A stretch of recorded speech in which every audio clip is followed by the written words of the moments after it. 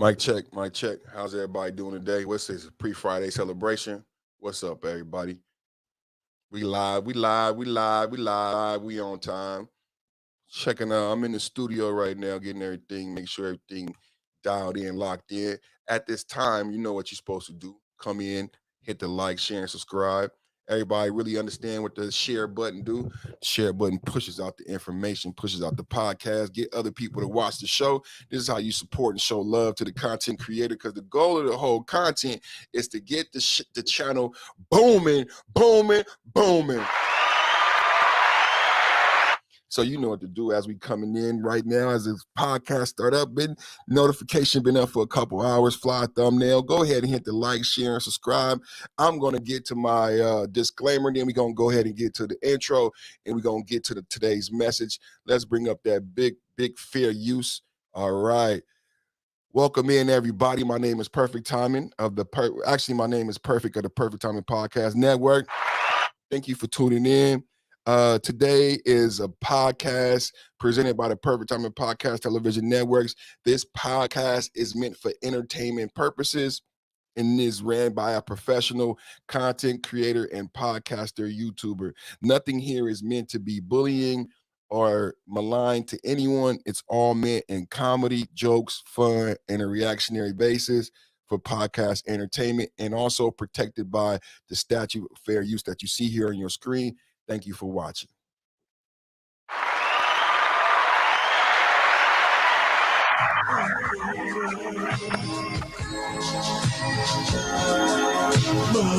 Free my rights. Free my rights on the intro. Let's go. Share the show. I'm going to do the same. Let's go. Free my rights on the intro. Real beat.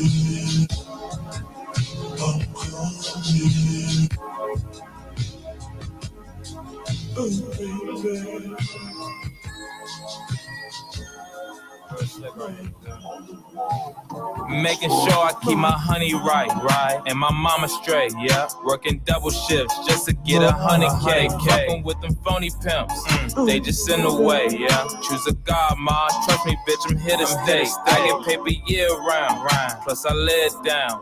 I'm a whole vibe, baby, this that player sound. Yeah, I got the recipe, yeah. Please don't question me. I got 99 problems, you ain't stressing me. I do think the smarter way, yeah, not the harder way. Like, fuck a nigga, baby mama on the Father's Day. Think you made the right fit, and that nice fit, Probably hold it down. You look like the type chick. That's something that you need to know. Ain't no need to go. Let's spend the weekend at the pub and know. Yeah, it's forever though. I hold it down any weather though. I'm a pimp Sunday, Monday, Tuesday, Wednesday, Thursday, Friday, Saturday. It don't matter where the money go, we go that way. Kick it super fresh, bitches think I'm Donnie Hathaway. Baby, get your groove, This your move song. Never knock the hustle cause it should be too strong. But for now I parlay, looking suave. Talking slicks, baby, can I raise your heart? Another day, another dollar, making plays across the interstate. Finally hit you up, you probably been away. Try to see you later, put the pussy on the dinner plate. Partake in your body, then I'm finna skate. Back to this money, cause my mama said her rent due. Cook up more dope, make the strip move. I'ma die large and in charge with my bad bitch. More hard with my dogs getting mad rich. Young movie stars getting profit, ain't no tax break. Not no skinny shit, bitch, we eating fat steak. Shrimp with the grits, but you know you got the last bite. Sweet as hell, plus you keep that pussy mad tight. Tell you what you want, but it's something that you need to know. Let's take a trip back to the Poconos. Yeah. It's forever though. I'll hold it down in any weather though. Yeah. Hey. I'm gonna sing it with him this time, you know what I'm saying? Share your love for me. Baby, I'm not yours.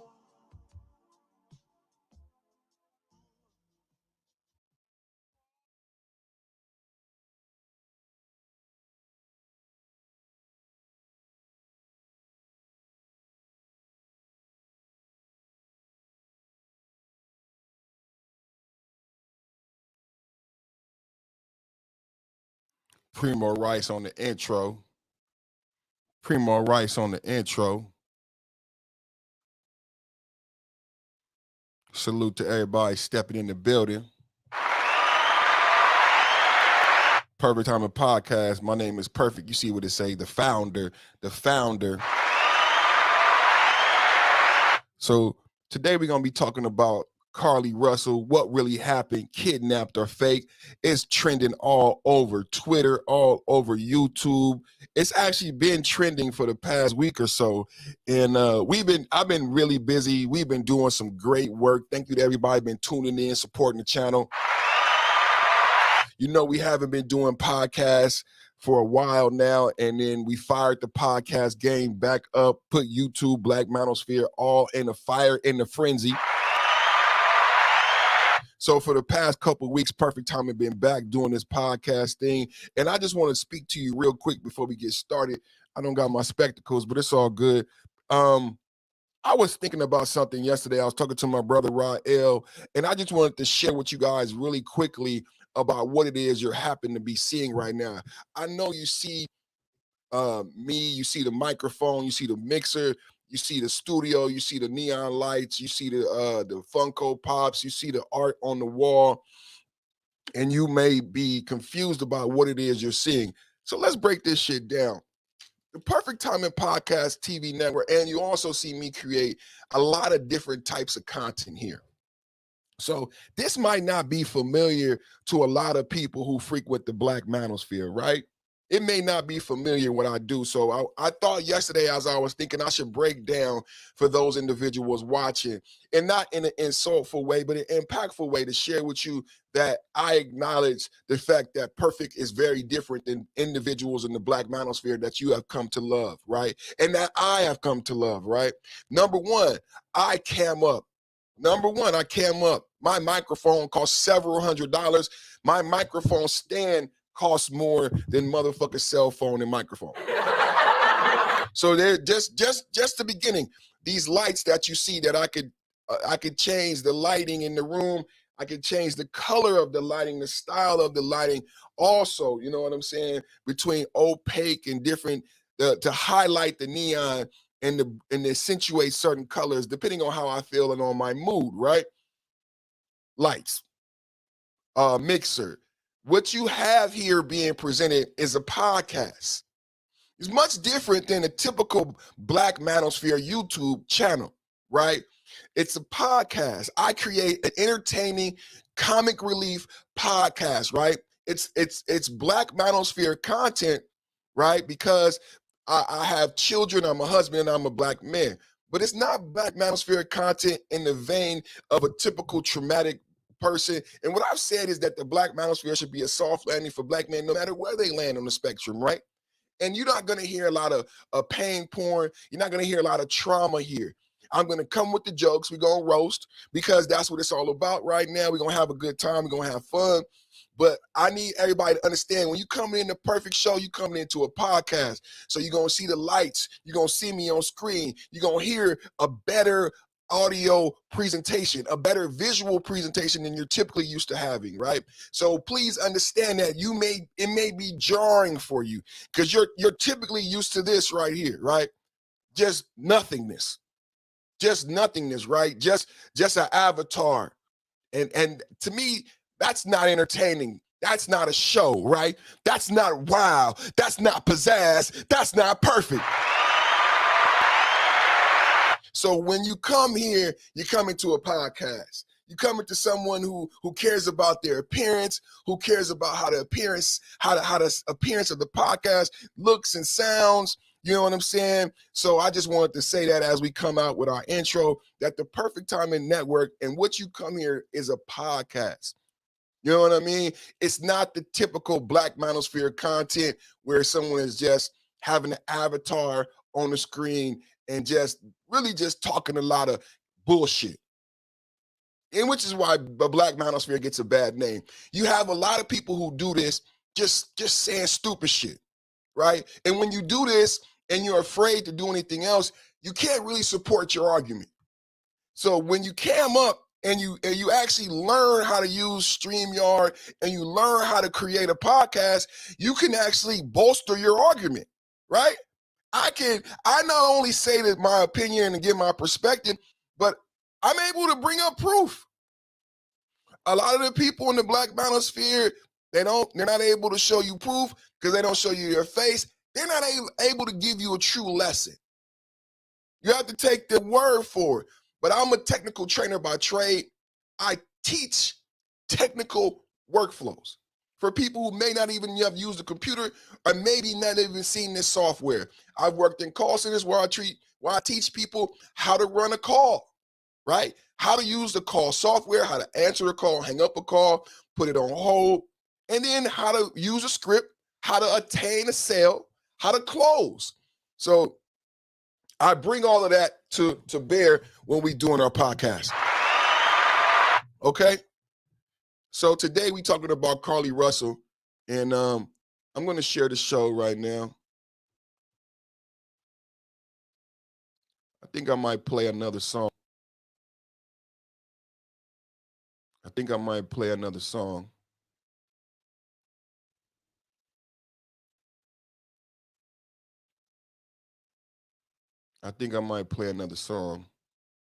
While I push the show out before we actually get started.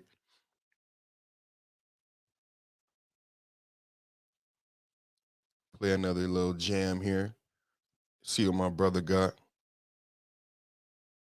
Okay, we got a nice little jam here. We got a nice little jammy jam. It's one of my favorites. As everybody comes into the show, it's one of my favorites right here. Get some of this P going. Who's the real P right now? Because the women is not playing. The women are not playing at all, you guys. You hear me? The women are not playing. Let's get to work. And I think, a lot of the bullshit is happening because the men are playing. I took the time out to educate you on this podcast and what you see here. Shout out to DJ Kuda. Shout out to DJ Kuda and Sir Ism, because when you see DJ Kuda, I'm not 4.0 Manosphere. I was listening to the Brain Trust last night. There was a very intelligent brother on the Brain Trust last night breaking down 1.0 Manosphere, 2.0 Manosphere. If you go to the Brain Trust, it will say 3.0 Manosphere. Whenever you hear me say 5.0, 5.0, 5.0, 5.0 is them brothers that don't stop. 5.0 is the 5.0 version of the Manosphere. That's what I represent. I created the 5.0 Manosphere after Angry Man, just like the intelligent brother last night, did a great breakdown of 1.0, 2.0, and why 3.0 existed and what made 3.0 different and what they did differently in 3.0. Well, Angry Man and DJ Kuda is part of 4.0. This is no attack on DJ Kuda. Angry Man made a video almost a year ago where he just obliterated 4.0 Manosphere and talked about how the current status with just pearly things and a lot of the interlopers, a lot of the women that exist in the Black Manosphere now came in via 4.0. And Angry Man I seen him with DJ Kuda functioning, helping the 4.0 guys. DJ Kuda is a great guy, teaching a lot of us about audio and visual. Why I have my microphone and my podcast set up the way I set up is a tribute to DJ Kuda. Angry Man comes on, obliterates 4.0. Names. Calls out DJ Kuda, Platinum, all of these guys doing these clown ass 10-hour streams Pussy, pussy, pussy, pussy, pussy. And you know it's just a fucking joke. It made the Black Manosphere a joke. 4.0 just, I love DJ Kudo, but 4.0 was just a fucking Ramil, Platinum. It was just a bunch of creeps. 4.0 was full of creeps. That's the best way to pull it. 4.0 was full of some London fog, trench coat wearing ass, creepy ass dudes who let women on their panels just so they could be close to them and talk to them and be friends with them. Women know creeps. Creeps that will do anything to smell their ass, be close and touch a breast. Creeps are afraid of pussy. They nut before they get their dick in the pussy, right? So women love creeps and know how to manipulate a creep, because a creep is a coward. No dig on any of these people in 4.0. Angry Man names names, calls out 4.0 for allowing in the women. He doesn't mention the Roger Report, the Cool Table, Nameless, Perfect, Uru, all of us, Hot Sauce, the entire Cool Table.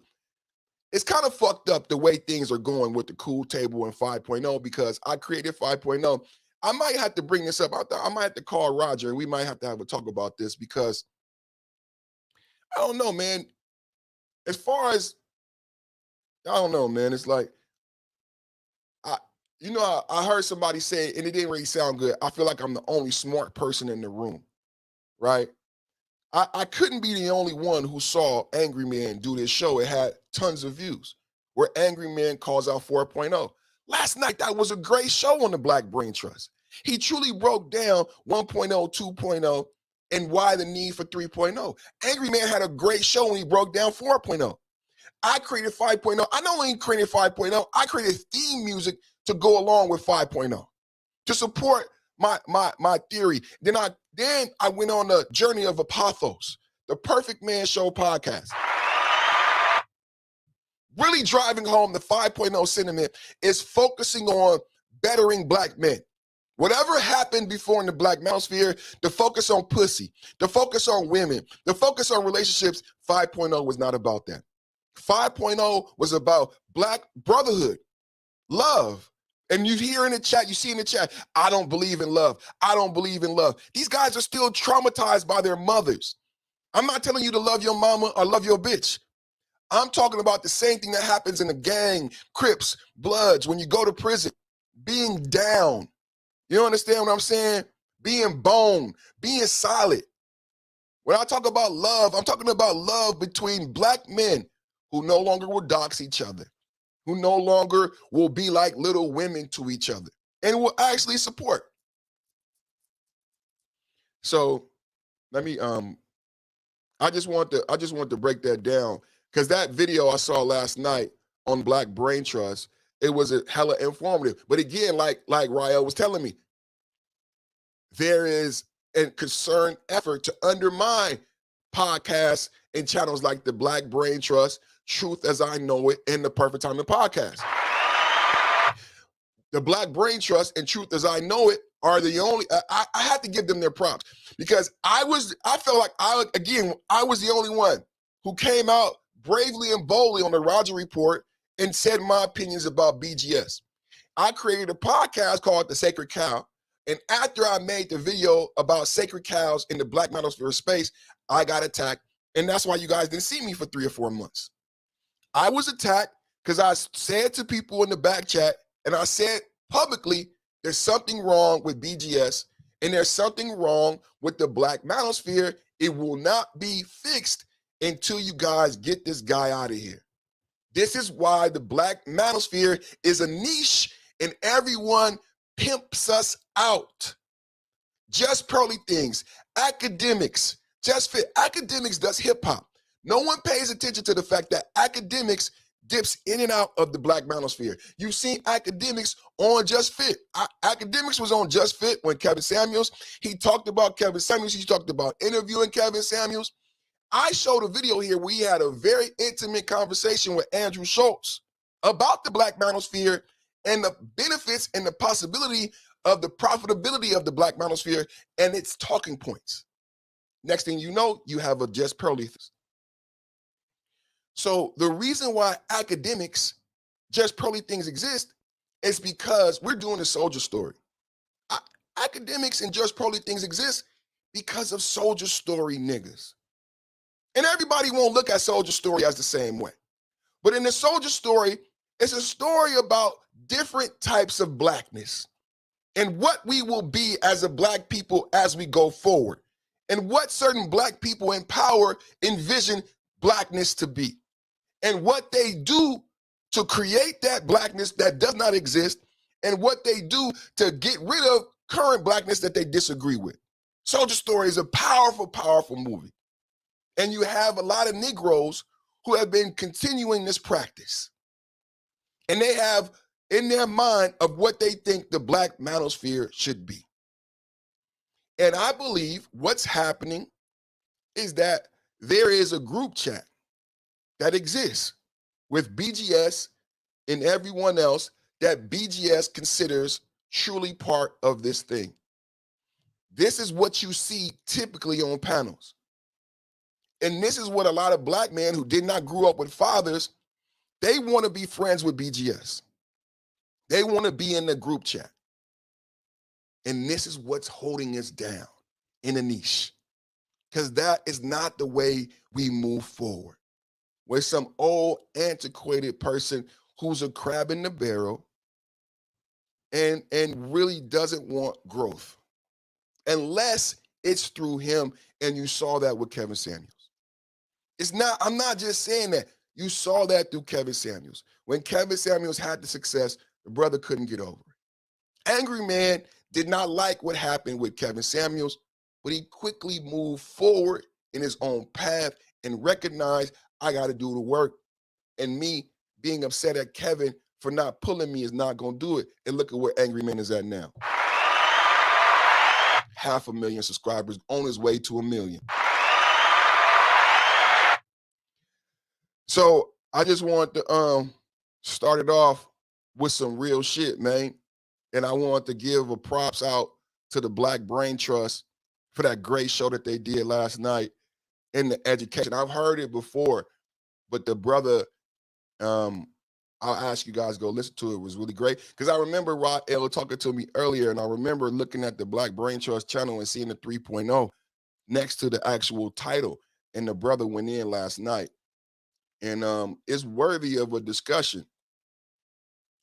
But it's almost sometimes where it gets so tiresome, where it's like, this is the thing. With the CARLEE Russell story, I talked to Ayo Canseco of the Big Facts podcast. I was speaking, I don't know if I spoke to Nameless, but I spoke to Rael. There is writing on the wall. Shout out to KP from KC5, and I'm listening. There is writing on the wall. When you look at the CARLEE story, there's a country song I talked about yesterday. There's a country music musician who got his song pulled off of CMT. In the video, in the song, he's talking about try that shit in the small town. In the video, there's all these videos, just like the Sukiyana video, just like the Meg Thee Stallion video. Y'all remember all the videos of showing black teenagers robbing jewelry stores, robbing people on the street. So this country guy puts out a video. And this is before, for the past 3 weeks, I've been saying, hey, I can feel something in the air. There's something bad gonna happen to a black man very soon because social media is powerful. There's a 24/7 narrative put out there. And this is the thing with soldier story niggas who, they don't understand social media. Social media does not cut off. It doesn't matter if you haven't seen this. Twitter doesn't cut off. We have threads 24/7 for the past 6 months. And you could say since the Black Lives Matter protests, people have been pushing down the throats of America black crime, despite the demographics, despite the percentages. All you see on Twitter, there's channels dedicated to black crime. There are channels dedicated to black crime. Black people robbing, black people stealing. I'm telling you that there's a sentiment building in America, the same sentiment that built up, that could not forgive a Trayvon, that could not forgive a Mike Brown. This sentiment is alive and well today. It's funny to me after 2 years of protests, but the protest in BLM was hacked. The Black Lives Matter, those brothers were burnt up in the car. It was hijacked by the LGBT community. They said we don't care about black men. And here we are almost just a year later, and black men are being murdered and no one cares. This black girl fakes her kidnapping.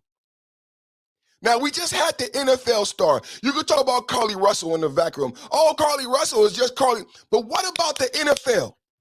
What about just not even weeks ago, all the black female content creators who thinks this is funny and this is just a one-off? Everyone is saying, this is the thing. Everyone, all the black women are saying, Sukiana doesn't represent me. She doesn't represent black women. CARLEE doesn't represent me. She doesn't represent black women. But Cardi B doesn't. Who represents you? Who represents you? Because every day there's another black woman exhibiting the same behavior in a chorus full of black women and black men who will champion the fact that no. But I tell you that there's definitely writing on the wall. And this is how you know, because black women see it. When that black woman, listen to what I'm saying, y'all. CARLEE and the NFL case, both black women understood the room. KC, Meg, another black woman. You know how you say read the room, the ability to read the room? Well, black women, this is so fucked up. I got to say this to black men. And black men won't listen. Black men can't fucking hear it because of their fucking trauma. But black women see what's happening. You know that black woman going around doing all the interviews with the hair hat on, with the cheap wig and the hat. She looks like a Popeyes manager. She's dressing like that on purpose. She's using Cynthia G talking points. She's saying that the black man needs to be subservient to the black woman because the white man is the oppressor and the white man is the only man who's actually has the ability to be a man and lead because he's the one in power. So if you're not a white man, you need to submit to your woman and do what the fuck she tell you. And women need to start aborting black male children because it's fucking up their mind. And she's on every podcast. She is on every podcast. Charleston White debated her. She's everywhere. She blowing up faster than Charleston White. She's the female Charleston White, and all she just said is that niggas is jigaboos, Project Princella. And she is on every podcast, and it's niggas. It's black men interviewing her, giving her a platform. This is the pain porn. This is the addiction to trauma. This is black men with razor blades in their hand cutting their forearms. You know that little white girl in your classroom, and you say, why this little white girl is cutting herself? That's black men. Every time black men interview Project Princella, every time black men interview Charleston White, it's black men cutting themselves. And no one listens to a brother like me. But you will listen to Princess Princella tell you ain't shit. What is my point of bringing her up? My point is, black men, that she and the black woman who did the NFL and the CARLEE Lee can see something. They can read the room, and they've seen your value diminish. They have seen your value diminish, and people's care and concern for you being alive, for you being breathing, for you being free is gone. There's no more concern for black men being alive, free, and well. She got immunity for saying, come kill this black man. And possibly shoot up his mother and brother. She's not charged. You don't hear about the story anymore. If anybody's wondering if CARLEE's going to get charged, think about the NFL case. She jeopardized the lives of how many black men did come with her brother? Was that a car full of 4 people or 3 people? Let's assume it was a car full of 4 black men that came at her beck and call to kill 2 other black men.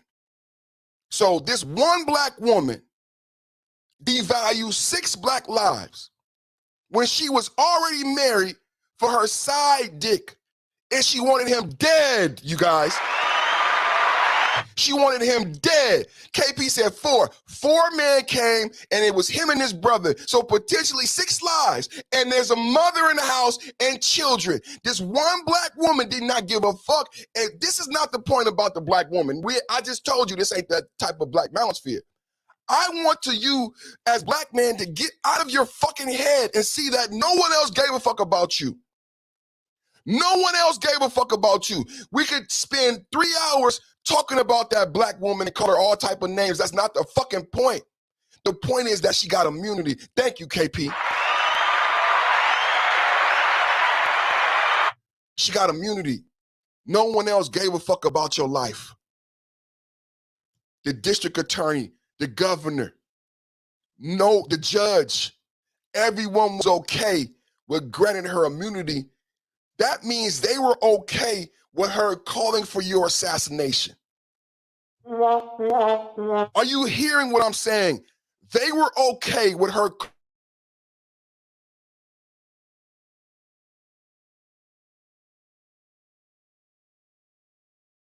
What's her name? The Project Princess, Project Princess, whatever her fucking name is. She's boldly speaking like this because she know no black man could hurt her in 2023 right now. If she could probably spit on your face. If you were to be a man, because spit is an assault. If you were to hit her back after spitting on you, someone in that room, a black man, would probably kill you and not get charged. That's where we at. Black Uru, Black Elder said this. He said, y'all sure y'all want this? Because what you are doing, you're setting a precedent and you're setting up a dynamic that black women will be able just to take your life freely and not be charged. Black Uru, is too late. It's too late. CARLEE is able to lie about kidnapping. Turns out she lied just like the NFL player because of a man being with another woman, and she wants to bring about this level of attention and bad attention on black people and black men specifically, because everybody thought a black man had kidnapped her. What you've been hearing all week is about femicide. I did a story earlier in the week about a white woman saying, what's wrong with me telling my friends not to date black men? It's the same thing as telling them not to date a cop or a football player. She said black men commit femicide. Then you hear CARLEE. Y'all think there's no coincidences. So CARLEE fakes an abduction. She know it's going to be blamed on the black men. Y'all, while we are in the black manosphere, this is why I started with the 1.0, 2.0, 3.0, 4.0, 5.0 conversation. While we are in the black manosphere, playing a fuck around in real life, our value is being diminished right in front of your fucking eyes. The country music singer put out a song. He basically said, my grandfather gave me a gun, I'm gonna kill black people. Gin up white people to kill black people. This CARLEE person fakes a kidnapping, blaming black men. The NFL female blaming black. Over it, you do not see it on a subway train. A Marine. You see him in the suit, how good he looks? The fuck you kill that boy for? Ron DeSantis called him a hero. He got over $1 million in 24 hours to fight his case. Equal justice. You could have subdued him. You could have broke his arm. Why did you have to take his life? Why did you have to take his life? The NFL girl. Why did you have to, it's 4 of them. Why did they couldn't just come beat him up? Why did you text him and say, shoot his shit up? And they brought guns to kill another black man. And she was acquitted for that. Let's go to the video. You know what? Did I even play my song? Let me play my song. I don't even know if I played my song. You know what? I'm going to go to the video. Let's go to the video and let's break down the story.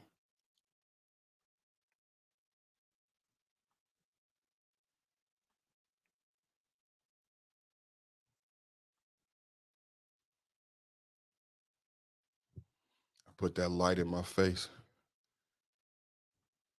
Them lights be hot, boy.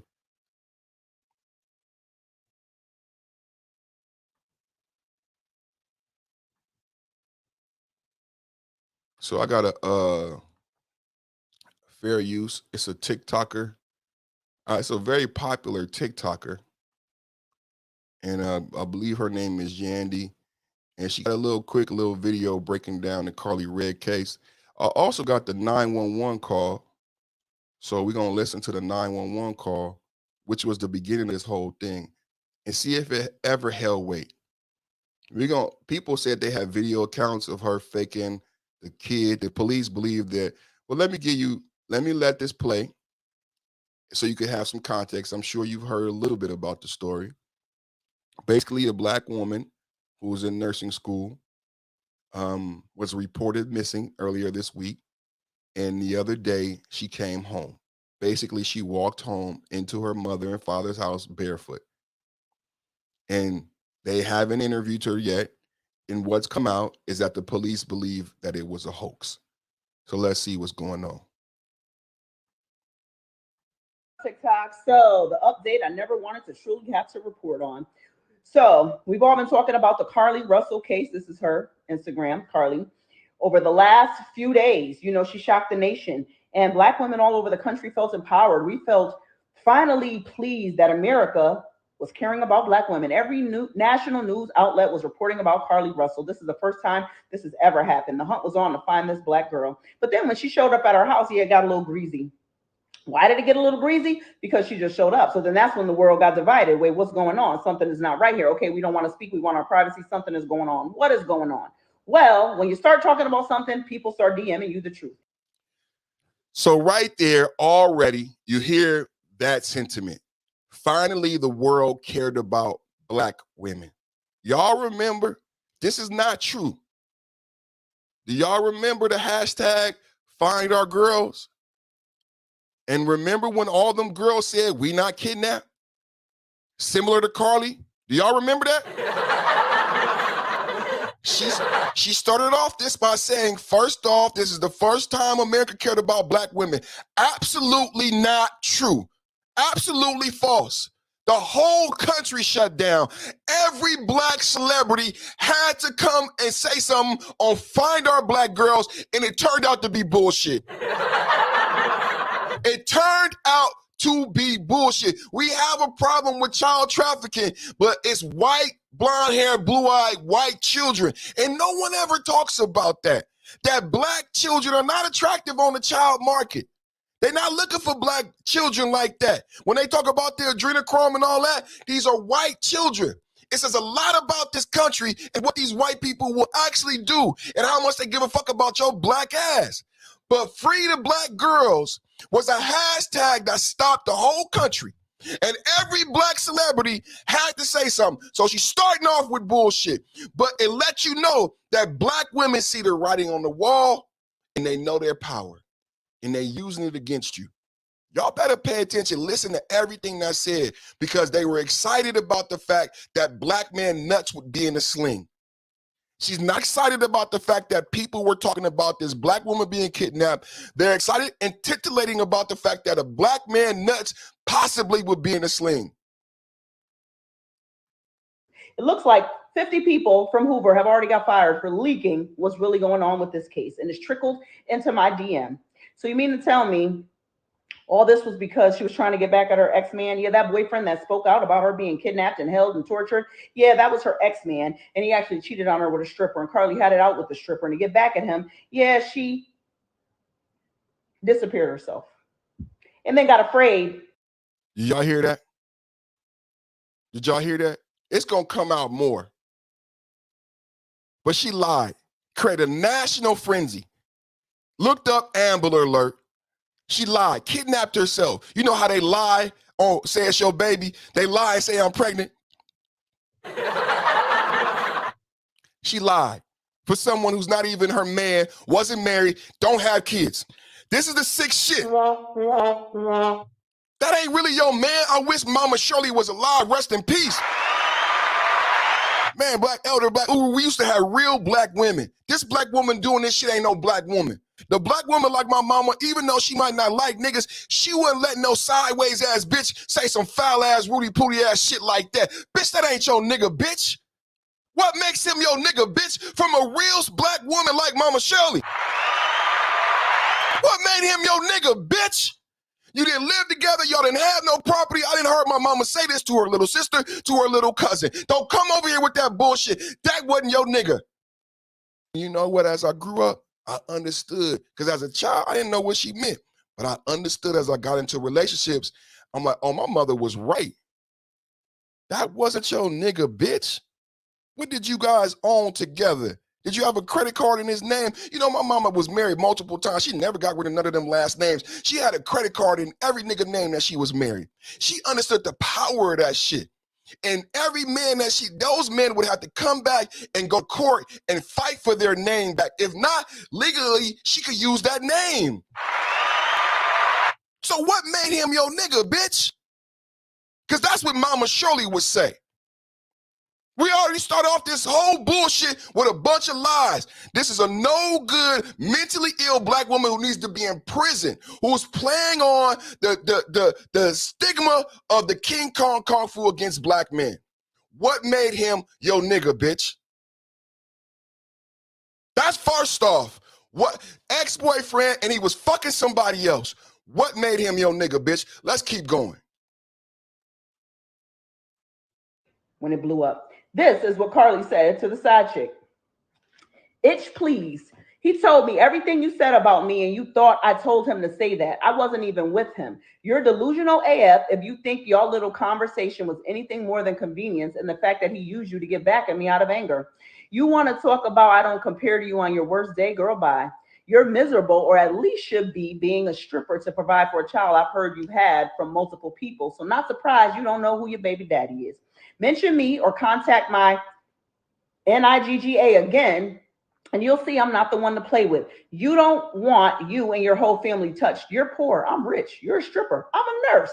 You're ugly. I'm beautiful. You could never. You're the bottom of the barrel.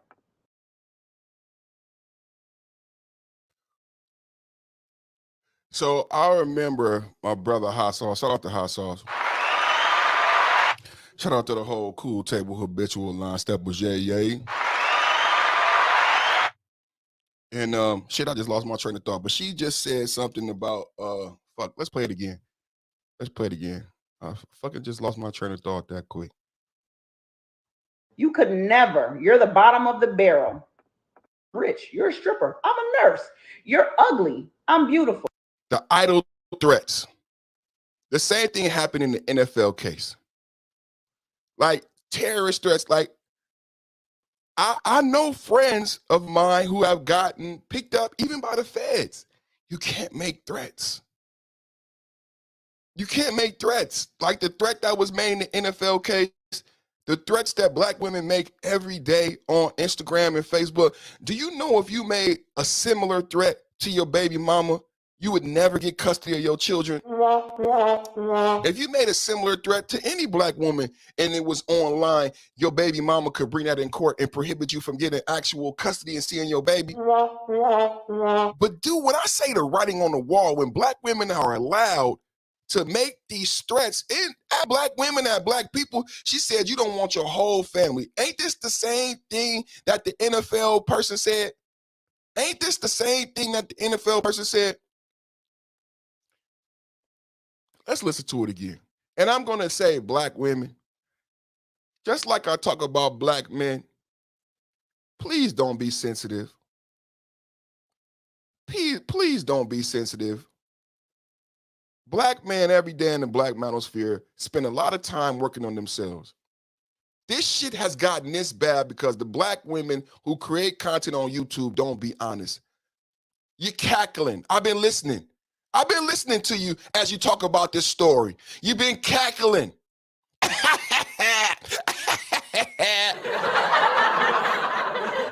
Even the tone of this content creator is a cackle. I remember it from my single black mother. It's like a laugh from an evil villain from a cartoon character that they practiced growing up. I've been watching you. None of you seriously. None of you seriously talking about the NFL case on a woman who almost got 6 people murdered, including a black mother. I don't hear no black woman, female content creator really dealing with these issues of what's going on with black women and how they feel about black men. Constant no accountability, constant justification. Even in this report, justifying behavior. And you know what's happening? The behavior is getting worse. The more you guys condone it, the more you guys cackle, Sukihana is just getting worse and worse and worse. It's going to get to a point, it's like I'm saying, we're getting to a boiling point. Sukihana went to London. It's going to get to a point where she does something so detrimental that backfires on black women, and black women is going to be sitting there with their fucking mouth in their hand because you never said shit. In fact, you defended this bitch's right to be so whorish and disrespectful. You defend all these women for murdering black men when they're whores. The woman in Florida was married. She was cheating on her husband. That man had no rights. That's, like I said, Mama Shirley, that's not your nigga, bitch. For you to send 4 men to shoot and kill him at his mama house, that's not your nigga, bitch.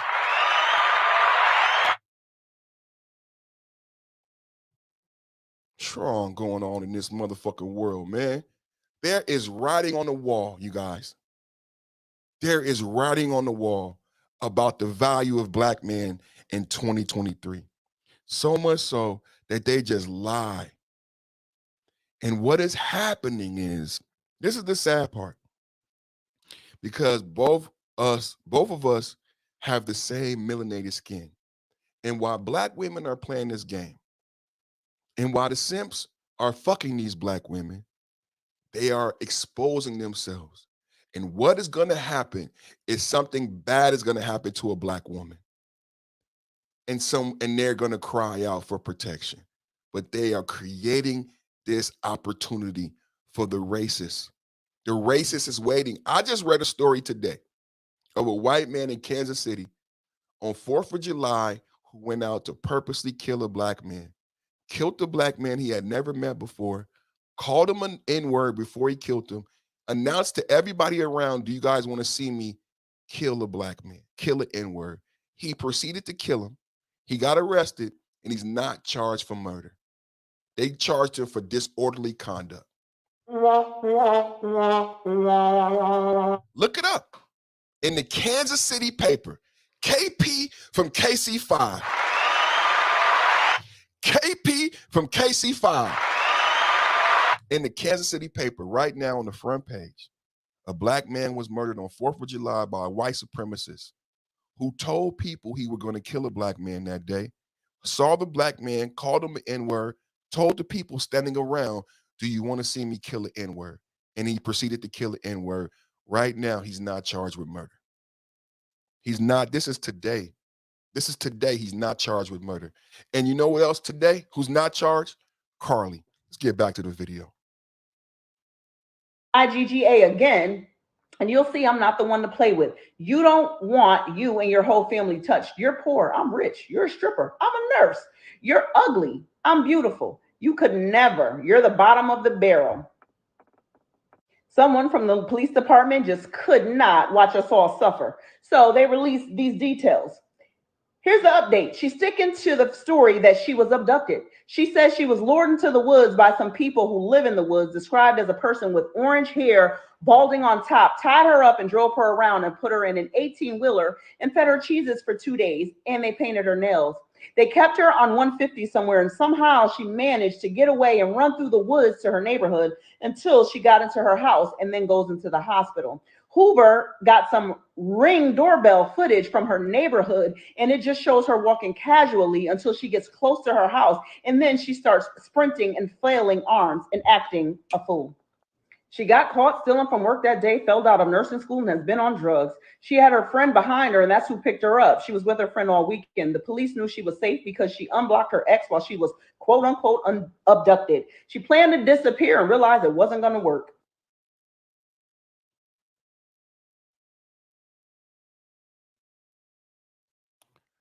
Come on, YouTube. Shop everyday low price. Come on, YouTube.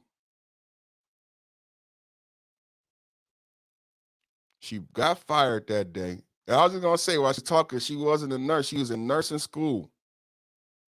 She was not a nurse. She was in nursing school. And she had got kicked out of nursing school that day. So she wasn't a nurse. She was in nursing school, and she had got kicked out of nursing school that day. For everybody in the peanut gallery.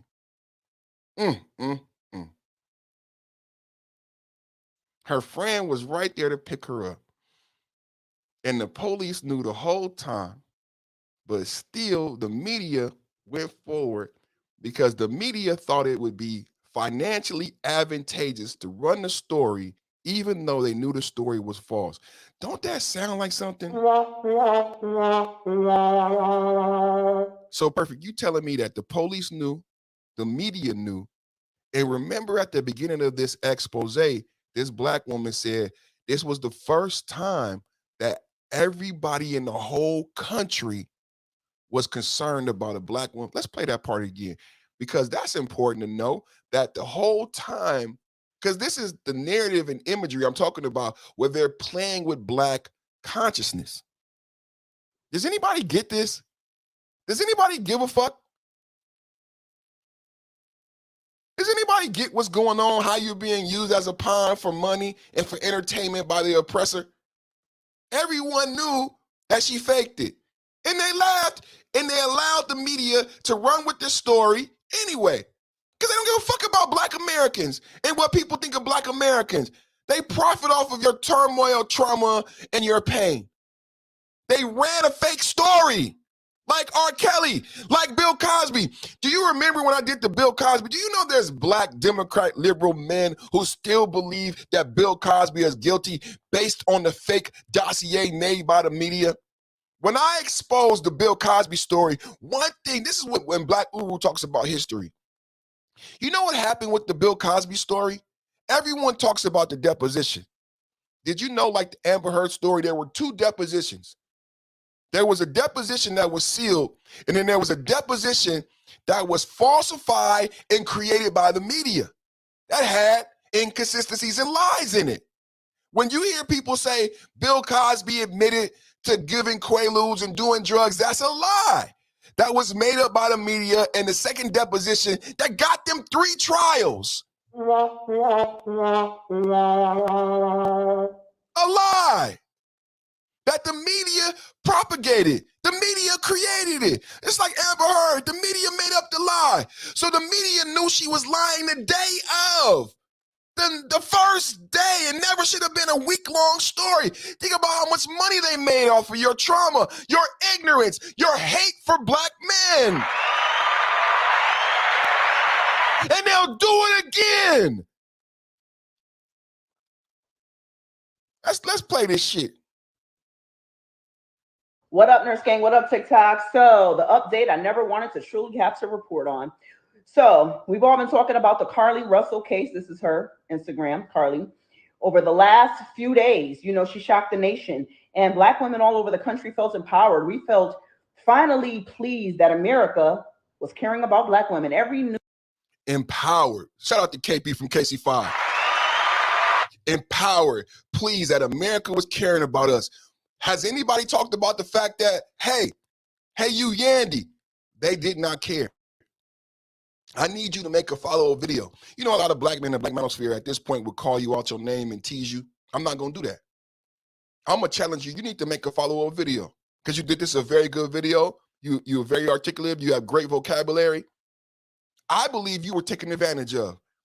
When you say, I need you to speak to this first sentence that you just made. You said you felt empowered and you felt loved by America. How do you feel now that you know that the American media were lying to you? They never really gave a fuck about you. They were actually doing a nigger joke.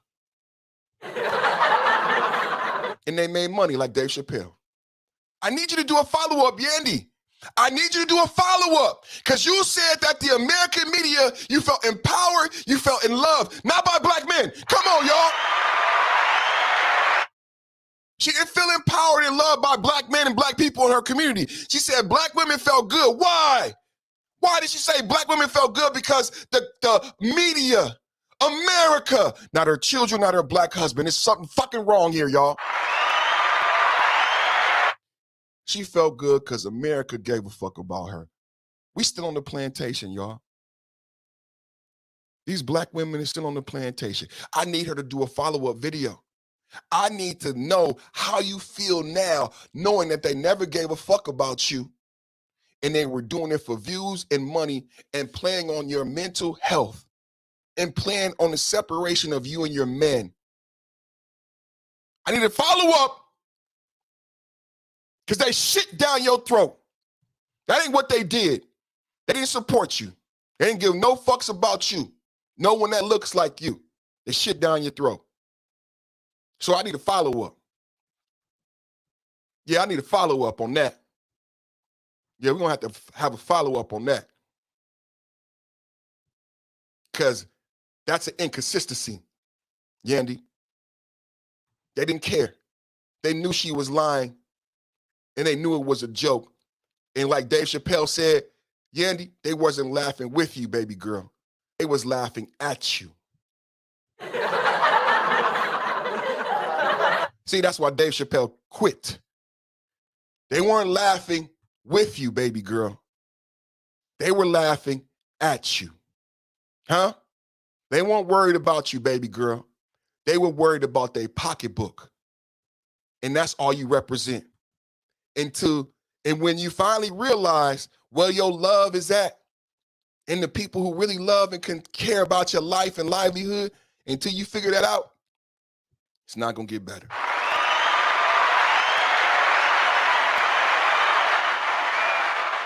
It's not going to get better.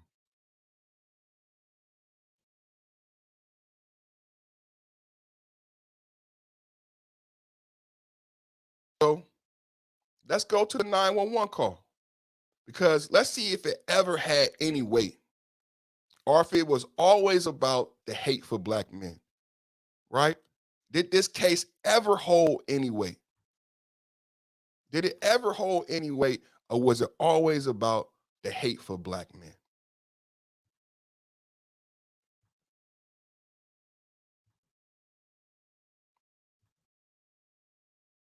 This is the 911 call. It's always good to listen to these calls because the police knew right away. The police knew right away. That means the reporters knew right away. To be a good reporter, you got people in the police. You know what I'm saying? That's what you do as a good reporter. Number one, police have journalists embedded into the organization, and they have a department that works with journalists to get out the message that they need, because they might want to put certain things in the newspaper or in the media to generate certain activities so they could arrest people. And they use the media and television in a lot of different ways. So, and if you didn't know, the police department and the media work hand in hand, right? It's not always that they're secretly going into the police department. A lot of times the police and the top reporter in the best newspaper has a contact. And there's always someone, because when you call as a reporter, hey, I got a question, because a lot of people don't understand how journalism and the newspaper work. When a journalist who works for like the New York Times calls a police department, you have to take the call. You have to give, because it's something about the way the Constitution and the freedom of speech that journalists are empowered. Like if me and you call the police, they're not going to give us no information. But because of the way the Constitution is written and who journalists are, see, that's something to talk about in Black Manosphere type of shit. I don't know if we really understand journalism. You haven't been to school for journalism. Like, you don't understand how it is a reporter has a right to certain information, and how a reporter can get information from a district attorney, from a police officer in a different fashion than a regular person can. So you have to understand that the police and the authorities and the media work hand in hand. And so if the authorities knew it was fake from the jump, so did the media, and they ran with the story anyway. So list the 911 call. Let's listen. Where's your emergency? Hi, I am on Interstate 459, and there is a kid just walking by themselves. Oh, hold on. Where on 459 are you? I'm right next to the exit 10 by the Hoover Met, like to get off by the Hoover Met. Okay, so you're before that exit? Yes. Okay, and were you headed southbound or northbound? Like toward Tuscaloosa or toward 280? Towards Tuscaloosa. Okay, and was the child on the left or right side? On the right side. Were they walking northbound or southbound? They're walking towards Tuscaloosa. Walking southbound, or how old do they look? Like a toddler, like maybe like 3 or 4. Did you pull over with them? Are you still with them? Yes. Okay, are you with the child right now?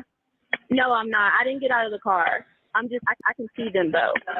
Do you mind staying and keeping an eye on them until we get there? Yeah, okay. Sure, yeah. Okay, what kind of car are you in? I'm in a red Mercedes-Benz. Is that a sedan or SUV? SUV. I mean, it's a sedan. Sorry. Can you put your hazards on for me? Yeah, they're on. Okay. Did you talk to the child at all, or did you say anything to them? No. Okay. No. Do they look like they're injured? No, they don't. Are they white, black, Hispanic, or Asian? What do you hear? To everybody, let me make sure I'm not on mute. Am I on? Okay, good. What do you hear? I hear a definite difference in deference between the caller and the 911 operator. Immediately, it seems like the 911 operator is suspicious because the 911 operator goes directly to questions that doesn't really relate to the safety of the child and this person. If you listen to the 911 officer initial questions and her being surprised by those questions, like, why are you not asking me about the kid? Like, what direction got to do with it if there's a kid in the street? Immediately, the 911 officer seems suspicious, and there's two very distinctly different tones. Mercedes-Benz, I'm in a red Mercedes-Benz. Is it a truck or a sedan? Like, she knows she's dealing with someone, because as a 911 operator, think about the job now. You have IP freely. Is your refrigerator running? You have prank calls coming all day. You deal with prank calls on a regular basis. You've received training to identify people who are lying. That's part of your job. You're going to still take the call, but I told you, I train people on call centers, call dialers, and scripts, and call center software. So if she suspected that this person is lying, she can still take the call. So you hear the clicks. We know you can hear the clicks, but she's already clicked the button saying, suspicious caller. First thing that pops up, 911, is this a real caller or a suspicious caller? You still go through the same 1, 2, 3 with the call, but you can put suspicious caller. And it is very obvious to me by the questioning that the 911 operator did not believe her from the beginning. And she was asking her questions to validate whether or not this person is actually being 100% truthful. Holly Berry in the movie playing a 911 operator. Shout out to KP from KC5. It's part of their job. I know people listening to this like, perfect, what do you mean? Like, this person is their job. Don't think about the person calling. Think about the person and listen to the tone. We're going to go back. She does this all day, every day. Somebody talking about a kid possibly being kidnapped. Trip off of this, KP. She doesn't ask about the race of the child to the very end of the call. Why is that? Where's your emergency? Hi, I am on Interstate 459. Right then, I believe right then when she said, hi, I think right then the 911 caller was suspicious. From the very beginning. If you ever raised a child, like Uru probably listened to this and yeah, that 911 call, I could tell he raised daughters. Hi. And there is a kid just walking by themselves. Oh, hold on. Where on 459 are you? Did you hear that? Did you hear that? She doesn't even take down what's actually happening. CARLEE said there's a kid, the 911 operator stops her. She doesn't get excited about the kid. She doesn't get excited about the kidnapping. She said, where are you? Because she wants to know where this bitch is at. Think about y'all, what y'all hearing. Bitch, where you at? Huh? She not even worried about the kid. Not because I'm not thinking she's not worried about the kid. I think she's not worried about the kid because she feels like this person is lying because it's her job as a 911 operator. So she wants to find out, who am I talking to and where are you at? Since you're calling me about a little child. Isn't that funny that she wants to make sure who this person is and where they're at before she gets the details about the child who's supposed to be in danger? Listen again. Emergency. Hi, I am on Interstate 459, and there. Sounds like a teenager, right? Sounds like a teenager, right? Hi, I'm on Interstate. There is a kid just walking by themselves. Oh, hold on. Where on 459 are you? Hold on. Where on 459 are you? I want to pinpoint you. Because we need to talk to you. I know she was thinking like they should be concerned about the child, right? You want to go find the child, right? No, I want to pinpoint you. Where are you? What are you doing? Why are you on that road? Is anybody hearing that but me? I'm right next to the. You hear, why do you want to know where I am? Did you hear that in her voice? Stop the call, no longer concerned about the child. Where are you? And now she's stuttering. Exit 10 by the Hoover Met, like to get off by the Hoover Met. Okay, so you're before that exit? Yes. Okay, and were you headed southbound or northbound? It's obvious to the caller that she's lying. You know why? Because she's thinking before she's answering the questions. The caller deals with this all day. She gets calls from people who's in trauma. People call her shot. People call her crying. People call her completely coming apart. My son is shot. I don't know what. They shot me. They stole my purse. He hit me. Come on, y'all. 911 operator, KB from KC5, just put it up there. She's dealing with people in high levels of trauma. She has to be trained to stay calm because it could cost someone their life. People are going to call you in high anxiety, high levels of trauma. She's trained to deal with this. She didn't believe her. Bound. Like toward Tuscaloosa or toward 280? Toward Tuscaloosa. Okay. And was the child on the left or right side? On the right side. Were they walking northbound or southbound? They're walking towards Tuscaloosa. Walking southbound? Or how old do they look? Like a toddler, like maybe like 3 or 4. Did you pull over with them? Are you still with them? Yes. Okay. Are you with the child right now? No, I'm not. I didn't get out of the car. I can see them though.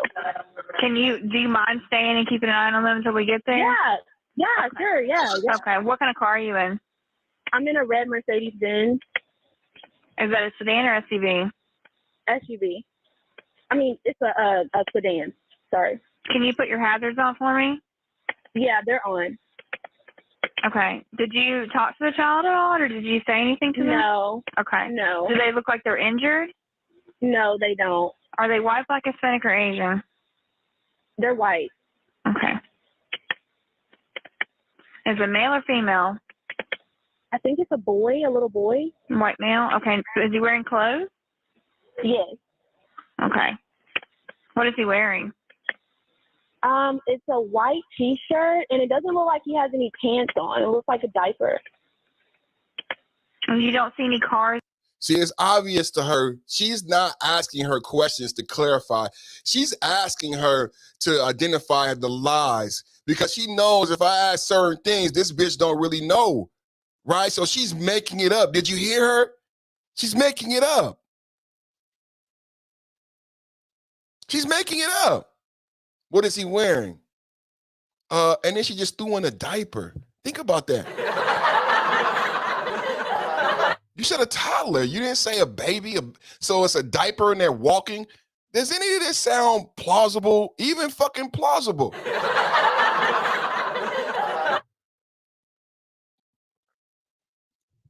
It doesn't sound believable, nor does it even sound plausible. The bitch said a diaper.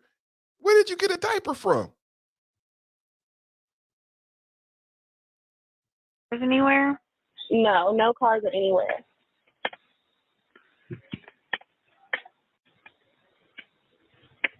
Okay. All right. What's your name? My name is CARLEE Russell. And you don't see any injuries on the child from where you're at, correct? No, but I can't really see them that good. Okay. Try to keep an eye on them for the best you can, because I don't want you to lose track of them. Okay. All right. And do they have shoes on? No, Shoes? not that I can see. I can't really see that well. Okay. All right. I've got them on the way, okay? Just try to keep an eye on them, but officers are on the way. That's a good operator. Give her props. There's so many inconsistencies. Oh, man, it's a good operator, man. That operator get her motherfucking prop. Is the baby wearing shoes? Yeah. No, I can't really see. Wow. This is a crime, too. This is a crime, too. Everybody listening, this is a crime. That's why the operator handled the call this way. This is a crime. Her calling and lying to the police in this fashion on a 911 call is a crime. Will she be charged? No charges filed yet. No charges filed yet. Let's go to the press conference. Y'all want to check out the press conference? Let's go to the press conference.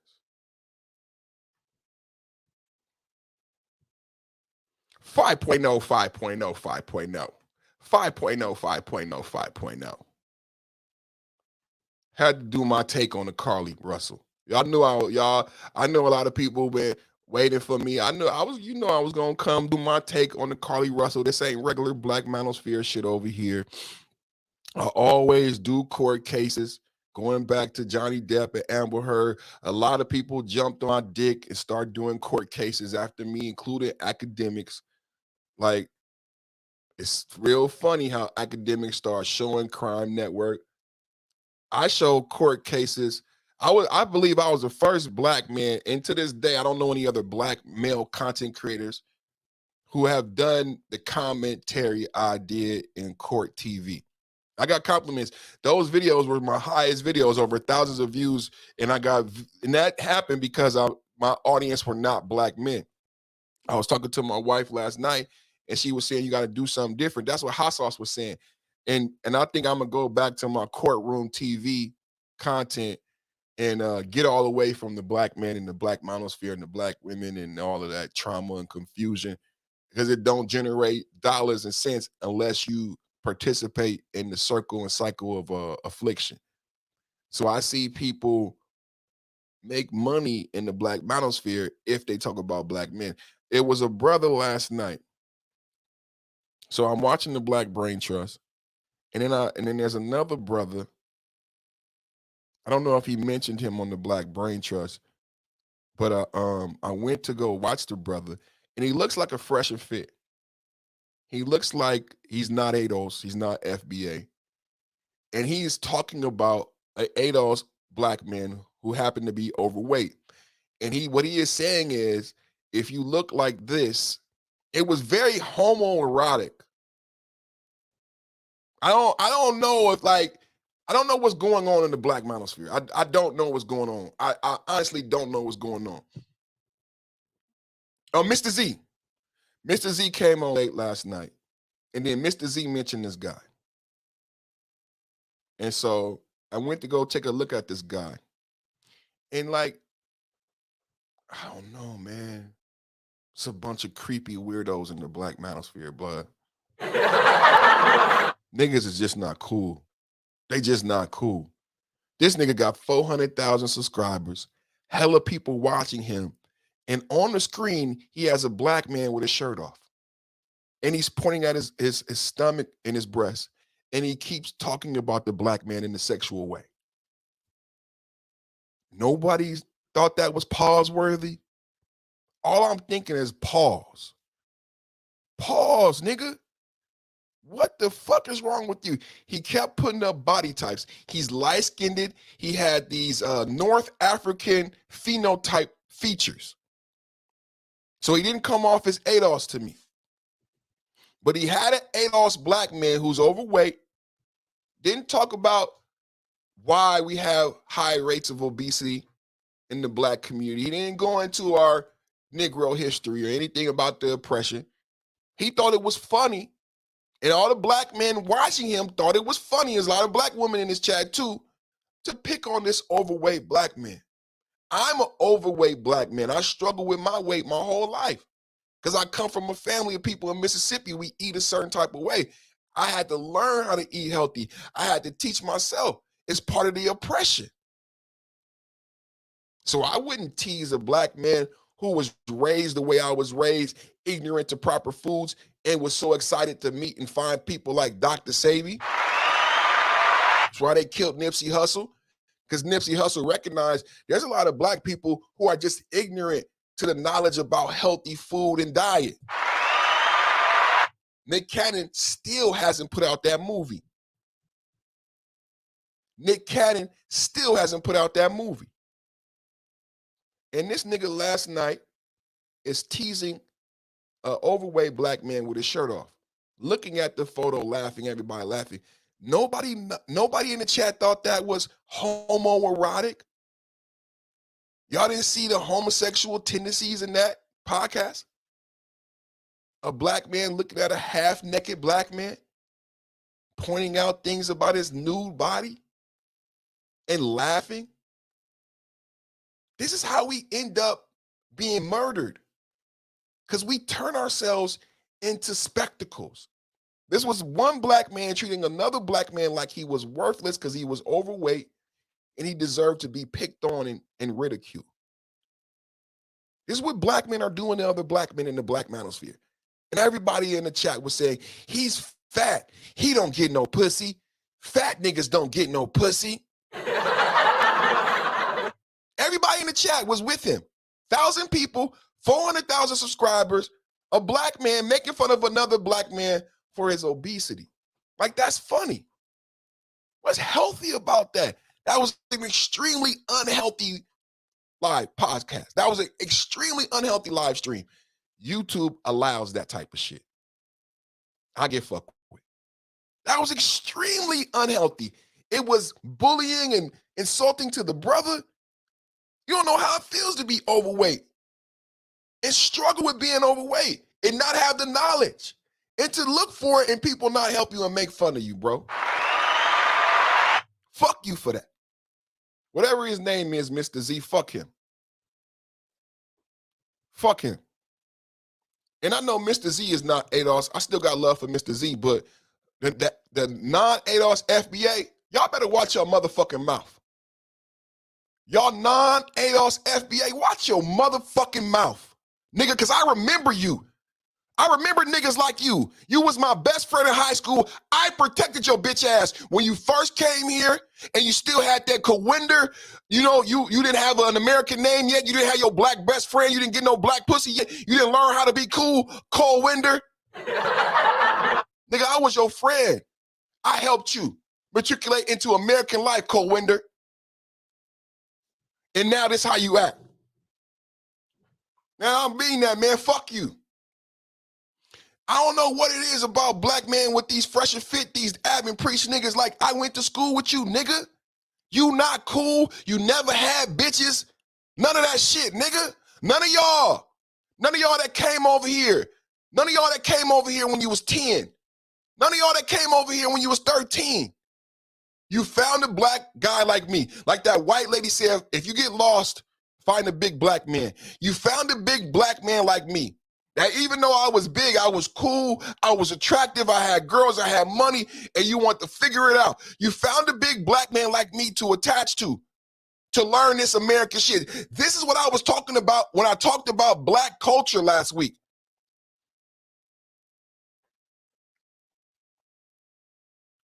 The prevailing American culture is black culture. I've had friends from Korea, Professor, I'm telling you, I seen them when they fresh off the boat, fobs. That's what we call them, fobs, fresh off the boat. And they link with the blacks because the whites are not going to teach them shit, bro. And they link with the blacks. And we've always been friendly. We'll bring you to church. We'll bring you to our house. Our mama will give you fried chicken. You ain't never had fried chicken. You ain't never seen the Baptist church. You was scared. Cold winder. You had a crush on my sister. The white boys would pick on you until I was your friend. Because the white boys didn't fuck with me because what I said yesterday about Ice Cube. See, the white boys would pick on you because you never had an Ice Cube. But see, I had Ice Cube, and Ice Cube taught me to be a nigga with an attitude. Ice Cube taught me fuck the police, so the white boys didn't pick on me. The white boys were scared of me. But the white boys picked on you, Cole Winder, Fresh and Fit, Abin Preach, whatever the fuck that nigga name was last night, Mr. Z. Yeah, that was in poor taste, man. KP from KC5. No deodorant wearing ass. This is real shit that we need to be talking about in the black manosphere. Let's get to this press conference and the police and letting them know. Let's see what the police had to say and what they're gonna do going forward with this new information. Perfect Time Podcast with the blast on your ass. Carlee, what happened, Carlee? Shows Carlee concealed a dark-colored bathrobe, a roll of toilet paper, and other items belonging to the business prior to her departure. She was missing. However, this investigation is not over. We're still working this case, and we'll be working this case until we uncover every piece of evidence that helps us account for the 49 hours that Carlee Russell was missing. However, through the public interest, and in some cases, public fear that this story has generated, we owe it to our citizens to tell them the facts that we have uncovered. So I will give you the facts that we know today. On July 13th, at approximately 8:20 p.m., Carlee left work from a business at the Summit. Surveillance video from her place of employment shows Carlee concealed a dark-colored bathrobe, a roll of toilet paper, and other items belonging to the business prior to her departure. She ordered food from Taziki's at the Colonnade and traveled there. So let's start off. She committed theft. That was in that 2-minute video. She said it very quickly, but she had committed theft and she had things for her to stay gone. She had stolen toilet paper and other things. That's where the story starts. She commits theft at her place of business. She then traveled to Target on 280, where she purchased some granola bars and Cheez-Its. From there, she remained in the parking lot at that shopping center until 9:21 p.m. Now remember, she said her kidnappers fed her Cheez-Its, and she also showed up with her nails done. Y'all, I'm on this shit. Y'all know I like doing these court stories, so I'll be paying attention. She said her abductors fed her Cheez-Its and did her nails, but she purchased the Cheez-Its from Target. Let's keep going. Let's keep going. Perfect. When she drove to I-459. Carlee communicated on her cell phone with individuals known to her while on her path of travel up to the point of calling 911 at 9:34 p.m. And at this time, we will play the 911 call in its entirety.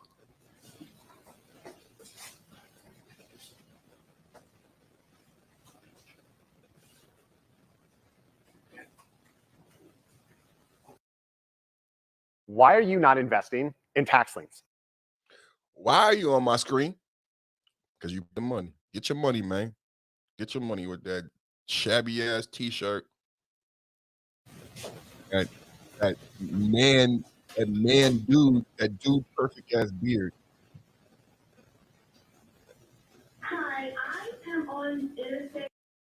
of a child on the interstate, despite numerous vehicles passing through the area at that time.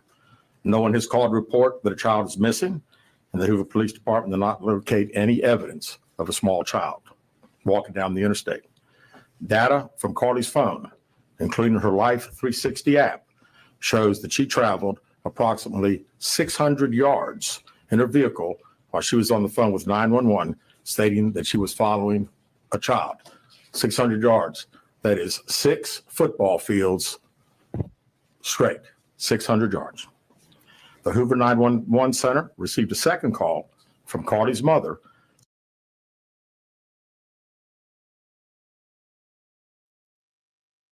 Shout out to Experience. Her parents are under investigation by the feds because they are involved in this fraud to obtain millions of dollars in donations, but failed miserably.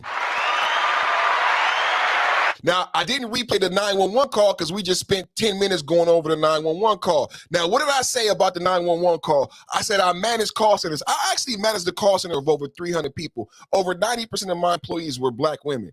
We were doing, I'm not going to tell you what I was doing, but over 80% of them had never worked in a call center before.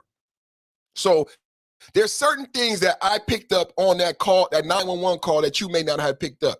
As a manager, not only did I train them for 6 weeks before we ever entered the call center room, but if a call escalated to the point where they couldn't handle the call, part of my job was to take over the call. Now, as a good manager, your goal is to never take the headset from the employee, right? Because they're going to whine and cry and say that they can't handle the call. But if you did that, then you're now a call center rep and you're not the manager, because every 5 minutes, there would be a woman asking you to take over the call. So I would walk women through difficult calls and I would not take the headset back.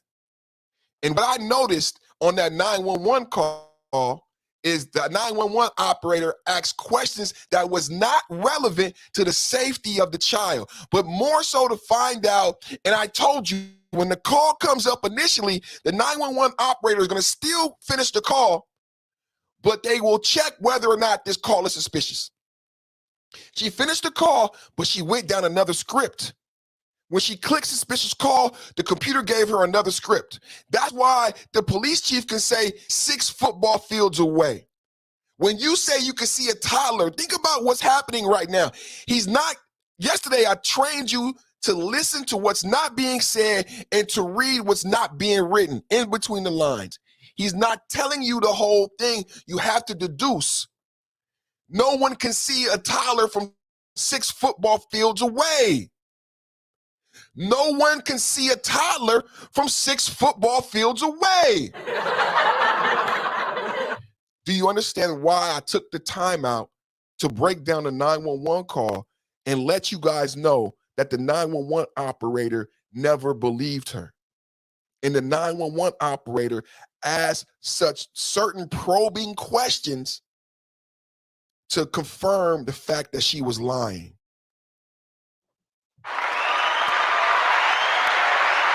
Mrs. Perfect Timing in the building with that big 5.0. 5 in the chat, 5 in the chat, 5.0, 5.0, 5.0. Experience said the 911 dispatcher knew she was lying. She was so calm and not provided details until asked. Yes, Experience, that's what I had brought up. I managed the call center. It's obvious from the 911 call, when she said a child, she stopped her. She did not ask about the child to the end of the call. Every question was actually about the caller. If you listen to the call, she doesn't take any information about the child. She immediately recognizes that this is a liar because it's her job. She does this 8 to 12 hours a day, 16 hours on the double.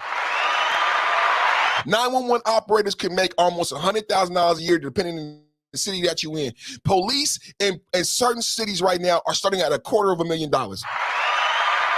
Oakland, Portland, major cities who are hurting for police officers are starting at $250,000 plus benefits. For I think Portland is $2 million.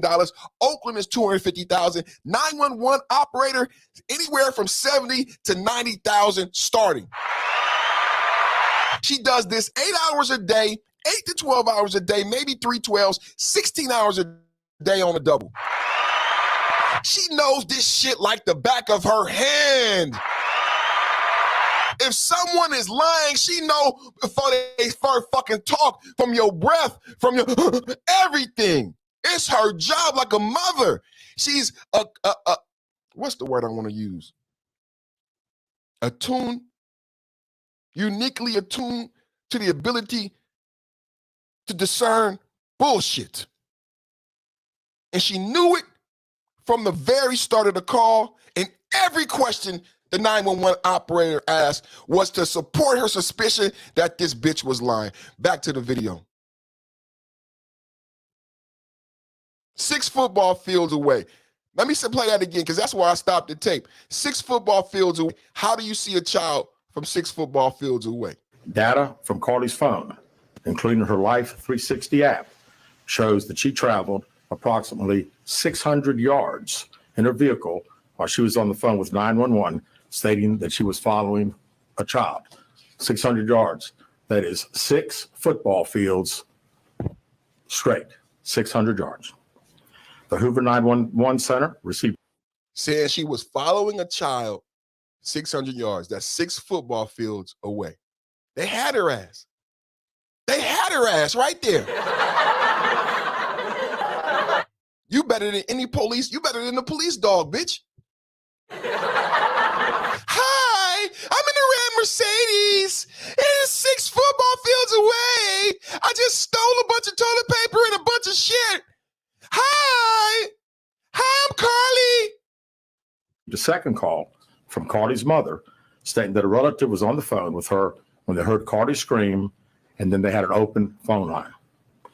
Hoover police officers arrived on the scene within 5 minutes of being dispatched, and several other officers arrived shortly.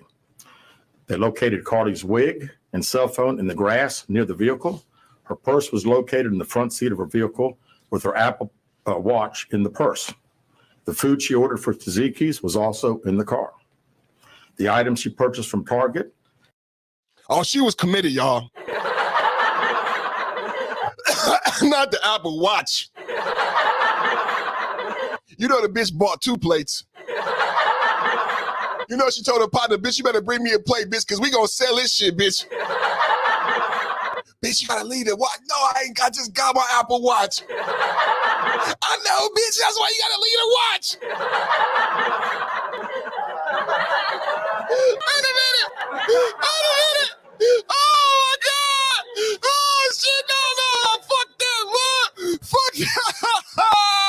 Nah, we're gonna have some fun, man. We're gonna have some motherfucking fun. The bitch left the watch in the play, blood. You know it was an argument. You know it was an argument. I'm not leaving my Apple Watch. You know she got the color to match. You know how they do. You know how they do. You know, so it was part of the whole, you gotta leave the Apple Watch. Why? Number one, you can track the location of the Apple Watch, right? And people know you got it, so you gotta leave it. You know how painful that was? You know how painful it was? What experience say? The toddler was driving shit!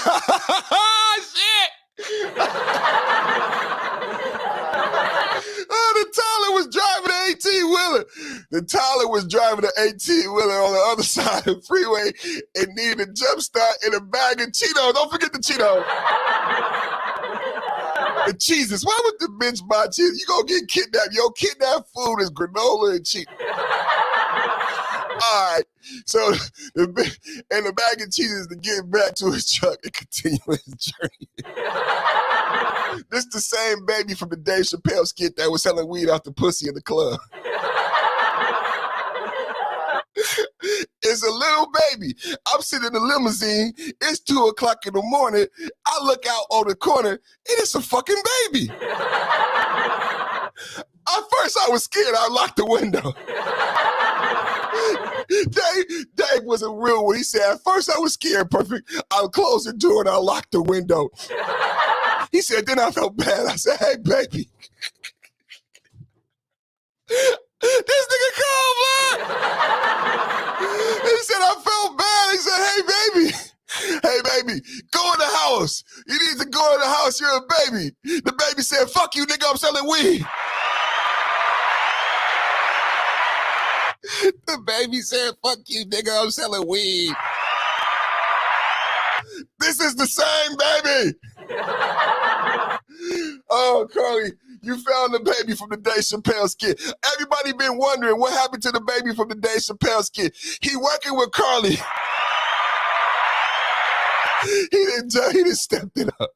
He ain't selling weed on the corner no more. He ain't selling weed on the corner no more. You fucking big time now, baby. Dave Chappelle said, I was scared. I locked the window. I felt bad, so I rolled down the window and said, baby, go in the house. Dave Chappelle was the motherfucking GOAT. Killing Me Softly. If you haven't seen Killing Me Softly in a long time and you ever get in a debate and people say Dave Chappelle's not that funny, put on that Killing Me Softly. Put on that Killing Me Softly. That, the whole thing from the is fucking hilarious. X-Period said, I'm starting a diaper business called Carly. Carly's Diapers, please buy for me to support. Buy a bicycle for my talent. I thought we having 18-wheelers for the talent. Tesla. Hey, I'm in Sacramento. We got Tesla 18-wheelers. So the baby could have did it because we got the Tesla trucks out here in Sacramento. So he could go play by the highway at night when I go to sleep. Hey, get your baby out the damn street. Cooper Gooden Jr., Boys of the Hood. There's a lot of black babies just wandering around. God damn, is that on the mama or is that on the daddy? We're not going to go there because it's the black manosphere. Somebody going to get mad at me for picking on black mothers. I'm not going to do it. I'm not going to be your Huckleberry. Not today. Not today. Let's go back to the video. 600 yards away. I said it, y'all. You know, God is good, man. I said when I listened to that call, for me, it was obvious. I know a lot of people listen to me and be like, this nigga full of shit. How the fuck you know? I manage the call center. This woman works in the call center 8 hours a day, 16 hours on the double.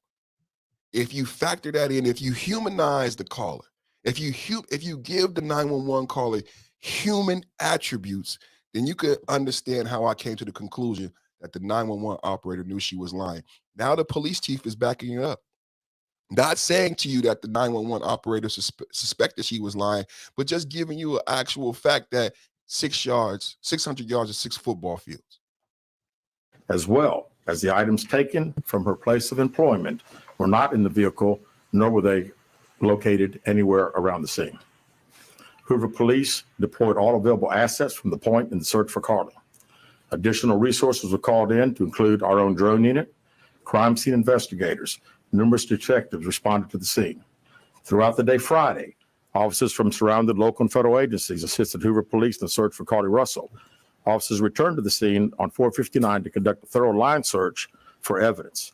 K-9 teams from the Jefferson County Sheriff's Department responded to check for any sign of Carly, the child that she claimed to see, and anything else that could be considered evidence in this case. Those searches all turned up empty. Private citizens, including search parties organized by her family, friends, began looking everywhere that they could to find any trace. These searches took place throughout the day Friday and again on Saturday, yielding nothing. At 10:44 p.m. on July 15th, the Hoover 911 center receives a call from Carly's residence stating that she returned home on foot. In subsequent investigations, detectives obtained surveillance footage of Carly walking down the sidewalk alone prior to arrival at her residence. She was conscious and speaking with paramedics when she was transported to UAB. Detectives were able to obtain a brief statement from her prior to being treated and released. During the statement, she told detectives that while traveling down the interstate, she saw a baby walking down the side of the road and called 911.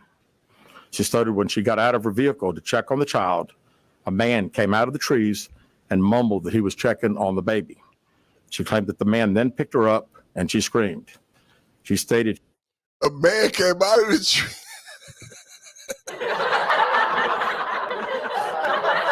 Okay, so mumble mouth mountain man came out of the tree. Did he walk or did he? Is he on foot? I mean, when he say came out of the tree, it's almost like he magically. When you say he came out tree. He had to walk up. He didn't literally materialize from a tree, the predator. He materialized from tree from nothing. God, dog, y'all. Keep going. Predator came out and got it. Bunny is come. Only goo. Your wife's a Bigfoot, isn't she, Gus? Bunny coming to get me. It was Aunt Bunny. He then made her go over a fence. She claims he then forced her into a car, and the next thing she remembers is being in the trailer of an 18-wheeler. She stated that the male was with a female. However, she never saw the female, only hearing her voice. She also told detectives she could hear a baby crying. Detectives, the male had orange hair with a big bald spot on the back. She said she was able to escape the 18-wheeler and fled on foot, only to be captured again and was put in a car. She claimed she was then blindfolded, but was not tied up because the captor said they did not want to leave impressions on her wrists. She said that they took her into a house and made her get undressed. She believes they took pictures of her, but she does not remember them having any physical or sexual contact. She stated the next day she woke up and was fed cheese crackers by the female. She said the woman also played. Okay, wait.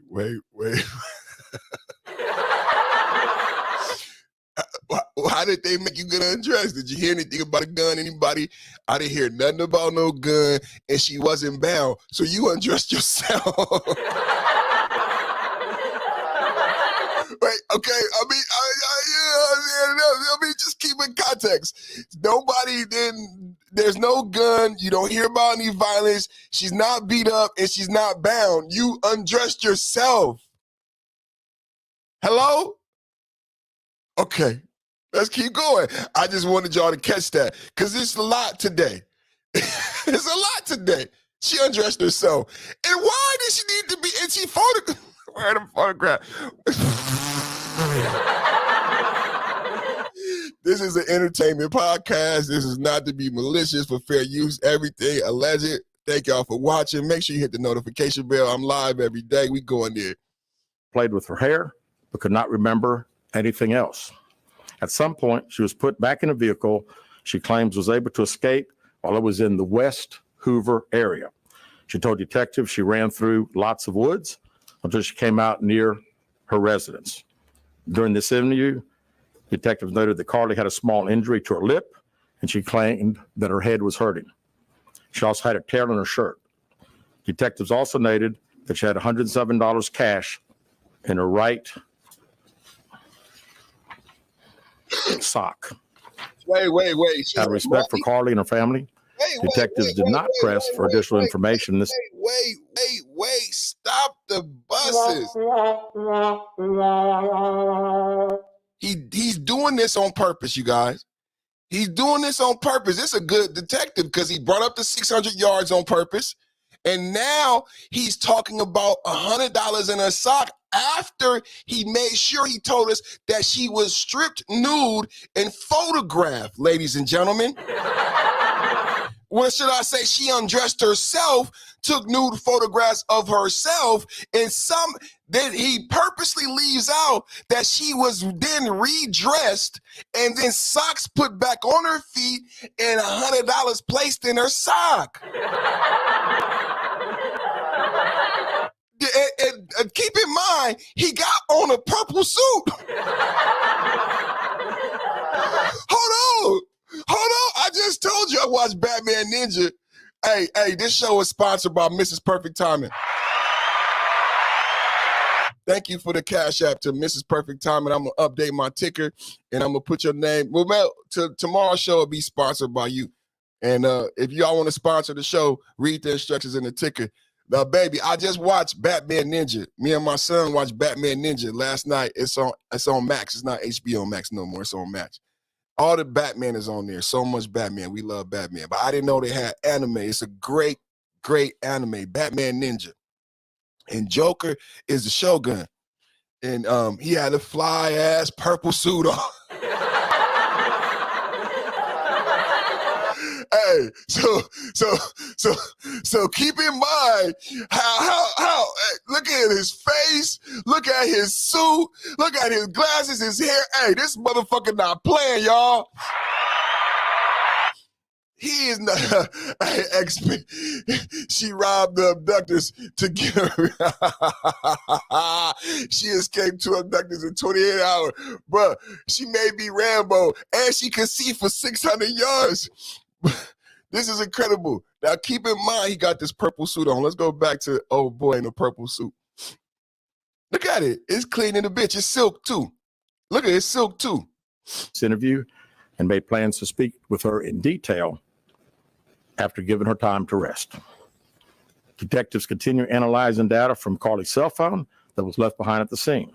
We enlisted the help of the United States Secret Service in conducting this analysis.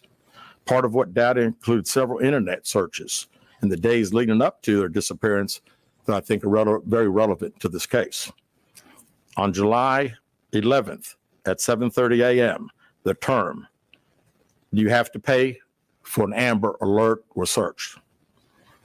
On July 13th at 1:03 a.m., the day of her disappearance, the term, "How to take money from a register without being caught," was searched. On July 13th at 2:13 a.m., the day of her disappearance, the term Birmingham bus station was searched. On July 13th, 2:35 a.m., a search for a one-way bus ticket from Birmingham to Nashville was conducted with a departure date of July 13th.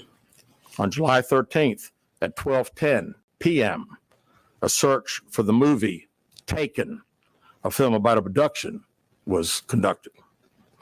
There were 2 searches related to Amber Alerts on a computer at CARLEE's place of employment, including one regarding the maximum age of an Amber Alert. There were other searches on CARLEE's phone that appeared to shed some light on her mindset, but out of respect for her privacy, we will not be releasing the content of those searches at this time. We've asked to interview CARLEE a second time, but have not been granted that request. As you can see, there are many questions left to be answered, but only CARLEE can provide those answers. What we can say is that we've been unable to verify most of CARLEE's initial statement made to investigators, and we have no reason to believe that there is a threat to the public safety related to this particular case. Thank you very much. We have no reason to believe there is a threat to the public or to her from this particular case. What y'all think? What have you? There's no threat to the public or to her for this particular case. CARLEE Red faked her kidnapping.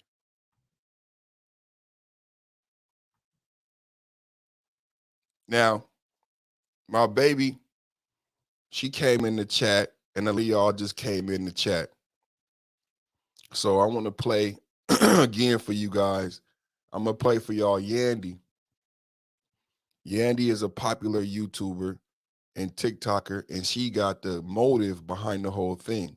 So we just, that was an official police press conference. Brother in the purple suit. Official police press conference. So we're going to get to the motive for the people who just came in. And I want to share with you why, and to my Mrs. Perfect Timing, who sponsored today's show. I'm going to play this video for you so you can hear the motive behind why this happened. Excuse me. I know a lot of people listening is like, okay, well, why did she do it then, Perfect? If you're so sure. Now, number one, we wouldn't be able to do this podcast unless that police officer had come out and said that there is no threat and there was never any toddler and she was never kidnapped. That's why we can do this podcast. Okay? Now let's go to the motive of why somebody would do something like this. Oh, the update I never wanted to truly have to report on. So we've all been talking about the CARLEE Russell case. This is her Instagram, CARLEE. Over the last few days, you know, she shocked the nation, and Black women all over the country felt empowered. We felt finally pleased that America was caring about black women. Every national news outlet was reporting about Carlee Russell. This is the first time this has ever happened. The hunt was on to find this black girl. But then when she showed up at our house, it got a little greasy. Why did it get a little greasy? Because she just showed up. So then that's when the world got divided. Wait, what's going on? Something is not right here. Okay, we don't want to speak. We want our privacy. Something is going on. What is going on? Well, when you start talking about something, people start DMing you the truth. It looks like 50 people from Hoover have already got fired for leaking what's really going on with this case. And it's trickled into my DM. So you mean to tell me all this was because she was trying to get back at her ex-man? Yeah, that boyfriend that spoke out about her being kidnapped and held and tortured. Yeah, that was her ex-man. And he actually cheated on her with a stripper. And Carlee had it out with the stripper. And to get back at him, yeah, she disappeared herself.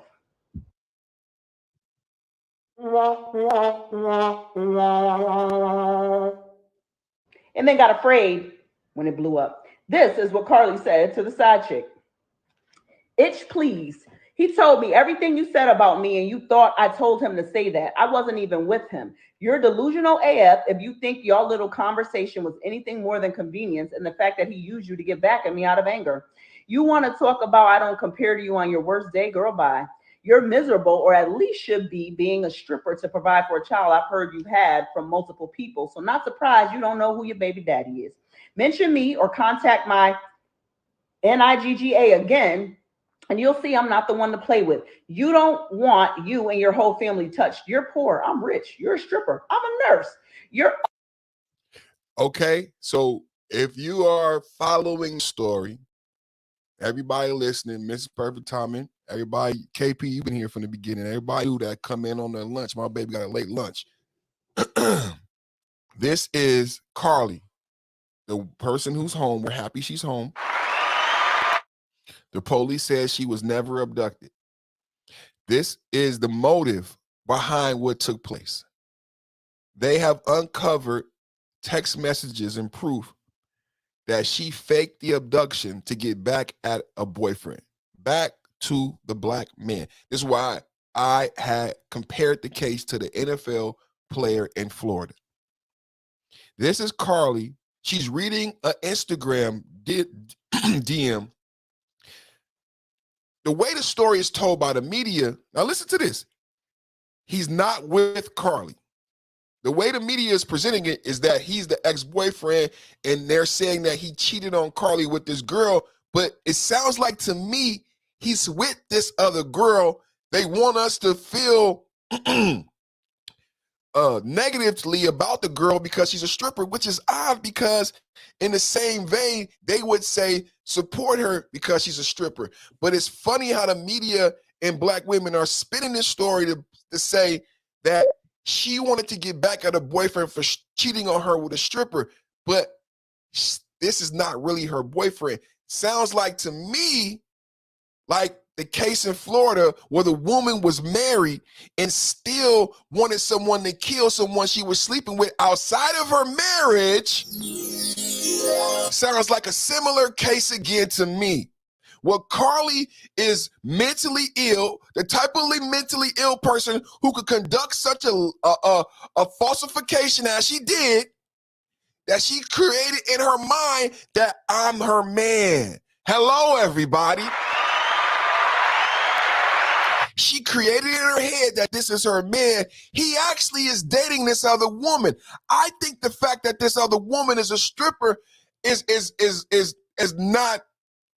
null and void, doesn't have any merit in the conversation. Well, all that matters is there's two women, and Carlee is not his primary woman. So they haven't confirmed whether or not, and I'm sure that he may come out and say, well, actually, I'm actually dating this other woman. Seriously. Because it sounds like to me, Carlee is the type of crazy woman who would say we're together when we're not together. Y'all hear what's happening here?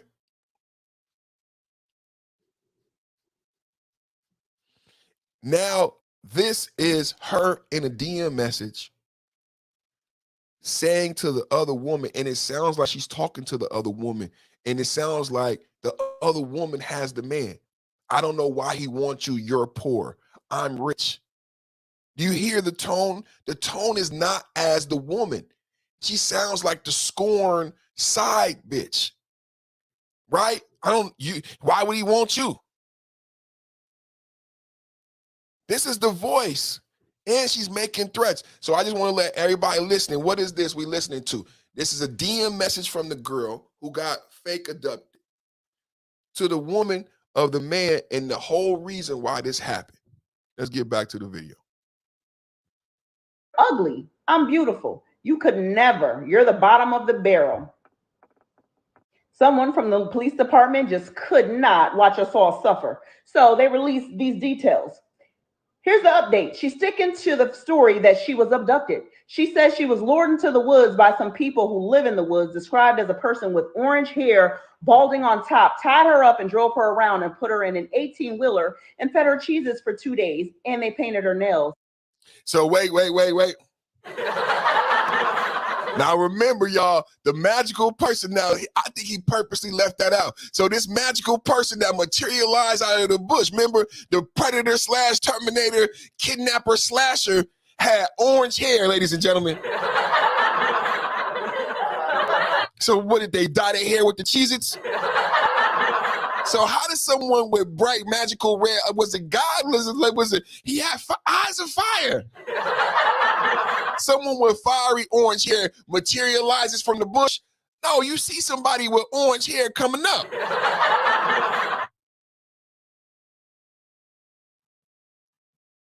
They kept her on 150 somewhere, and somehow she managed to get away and run through the woods to her neighborhood until she got into her house and then goes into the hospital. Hoover got some Ring doorbell footage from her neighborhood, and it just shows her walking casually until she gets close to her house, and then she starts sprinting and flailing arms and acting a fool. They have, God damn. It's like she's a child, man. It's like we dealing with a child, and she should be in prison. She should be in prison. She shouldn't be in the hospital. She should be in prison because nothing is wrong with her. They have Ring footage of her walking perfectly fine until she's close to home and she starts running, screaming, and flailing her arms. She need to be in prison, y'all. We need to start right now a petition. Hey, you know what's trending? Hey, put this in the chat right now. You know what's trending on Twitter right now? I went to share the video. Share the video on Twitter, y'all. Everybody watch it. Share the video on Twitter. I shared the video on Twitter. You know what's trending? It's hashtag CARLEE RUSSELL Smollett. I said, that's funny. Shit. I'm so glad I did this story today. I didn't know it was going to be like that. I'm like, CARLEE RUSSELL Smollett. Smollett, get some time. Y'all better, DA, you better get the papers going. Draw them up, boy. Come on. Call me Gunner Perfect, man. I'll take the stand on this bitch right now. I don't believe in none of that stop snitching shit. I'll take the stand on that. Your Honor, did he do it? Yeah, he did it, Your Honor. I saw him do it. I would have called you. I would have run. But the phone was busy. That nigga did that shit, Your Honor. I tried to call you, but the phone was busy. Y'all remember Bernie Mac, that comedy jail? Bernie Mac, shout out to Bernie Mac. He said, Your Honor, I would have called you. I tried to call you, but the phone was busy.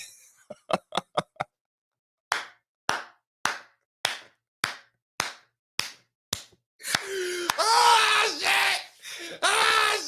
Why don't the no snitching apply to bitches, blood? Bitches get to snitch all day, blood! Oh, shit. They can lie, tell the truth. Bitches is calling the police. Bitch called her brothers and said, come shoot that shit up, and called 911. The bitch still called. They got immunity. This bitch lied. Oh, my God. Oh, shit. J-Do in the building. J-Do in the building. That's my good brother. KP from KC5 said, Hocus Pocus, Conda, bro. Hey, Honey D Clown. Yeah, homie the clown. Homie the clown. Full full orange afro materialized from the bush. Full orange afro materialized from the bush. The broad was Daniel Boone. She navigated through Rush. Hey, they called her Rambo earlier. You know she probably had the Rambo knife. Hey, y'all remember being little boys? Hey, you know this shit that they doing to kids. You know, the other day my wife said they had nail day at school. They had nail day at school, and she told them no, and they called her twice about asking my son to get him to paint his nails. And then thankfully we got a partner at the school, and they called and they was like, he don't want to do that shit. I said, I told the teacher. And so he didn't even want to do it. Y'all remember being a little boy in the 80s and 90s when Rambo came out and wanting the Rambo knife? Man, the Rambo knife, that was such a big ask. So we grew up with a movie called A Christmas Story where a little boy wanted a BB gun. And it was like, you shoot your eye out. But he got that BB gun. That's what I did. That's the dads I remember, man. I say, I love you, Dad. God bless you. I pray for you. I pray for your health and longevity. I love you. God bless you. I pray a covering over you. And his dad got him that BB gun. He got that BB gun. And I think he did fuck himself up. But I remember wanting that Rambo knife. It had a compass on top. I remember seeing Rambo and him being stranded. What was his name? John. Remember the old white man would call him John? John, what are you doing, John? John Rambo. And he'd be stuck in the woods. It wasn't nobody with orange hair. John Rambo would be stuck in the woods. And this knife would get him through everything. The knife had matches. The knife had scissors. The knife had a saw. The knife had wire. The knife had a compass. It had flint. It was a survival knife. Yeah, CARLEE Russell Smollett. Can't see in red. She was Judy Blanca. So, man, I think she had that Rambo knife. She had some cheeses and some granola. But you know what she didn't have? She didn't have no extra drawers. She got some toilet paper. I give her some props on the toilet paper. But she didn't get no drawers. She didn't get no drawers, y'all. Her nasty, funky ass, she got undressed and put back on them same dirty ass drawers. You ever had a little one night stand? Hold on, let's take a little side trip down this memory lane. You ever had a one night stand? Put a 5 in the chat if you ever had a one night stand. I think a couple times I done fucked up a repeat. Like you had a one night stand and you know you smashed, right? And you did a good job. You know you down for the repeat. You know what I'm saying? But it's certain things about a P that you might call out and notice. You know what I'm saying? And if she put back on the same panties, have you ever, you made sure, hey, where your underwear? Bitches, individuals, excuse my French. Individuals might want to leave an earring, remnants, you know what I'm saying? So you make sure in the P fashion, that this individual leave with everything they came with. You know what I mean? That this individual leave with, hey, this is perfect timing. You go get a job. Hey, and you want this individual to leave with everything they came with. You know what I'm saying? So you say pick up your drawers. You know what I'm saying? Some people pick up their drawers, throw them away. You got to throw them away. Some people pick up their drawers, give them to you and say, throw them away if they clean and smell good. Some people pick up their drawers real quick because they don't want you to see what the drawers look like. Take them with them, put them in their pocket, put them in their purse. Some people put the motherfucking drawers back on. I ain't gonna hate on you if you the type of person to put the drawers back on, but you will not be a repeat offender at the perfect time in castle. That's all I'm saying. Back to the video. Don't put the drawers back on. She got caught stealing from work that day, failed out of nursing school, and has been on drugs. She had her friend behind her, and that's who picked her up. She was with her friend all weekend. The police knew she was safe because she unblocked her ex while she was quote unquote abducted. She fell and got dropped out of school that day. So remember, she was talking to the stripper saying, I'm a nurse and I'm rich. But in actuality, she had got kicked out of school and she got fired for stealing from work. And the police knew all of these things. Remember, the police said everything that was stolen and everywhere she had went. The police knew about her being kicked out of school. The police knew about the theft. They knew about the plot. Now, if you're just now coming here, the one thing I'll share with you about this video, if you go back to the beginning of the video, one thing, and this is why I'm discussing the video. At the beginning of the video, she said, and this is the hurtful part, and this is what the Black manosphere, this is the part we got to break down. Because this has all been about the value of the Black male life and how frivolous Black women are with Black men's lives and our reputation. And what she said at the beginning of this video is, for once, Black women felt good. That's an assassination on the character of Black men and Black children who love Black. Mother's Day is the #1 holiday. So she says in the beginning that for once, Black women felt good. And why did she attribute that good feeling? She attributed that good feeling that Black women felt because the white establishment and the white liberal democratic media was giving them attention because this woman had been abducted and possibly by and due to a Black man, right? So let's listen to it again. And I'll finish my point and close. Gang, what up, TikTok? So the update I never wanted to truly have to report on. So we've all been talking about the CARLEE Russell case. This is her Instagram, CARLEE. Over the last few days, you know, she shocked the nation, and Black women all over the country felt empowered. We felt finally pleased that America was caring about Black women. Black women felt empowered. She said Black women felt empowered, and we felt pleased that America finally cared about us.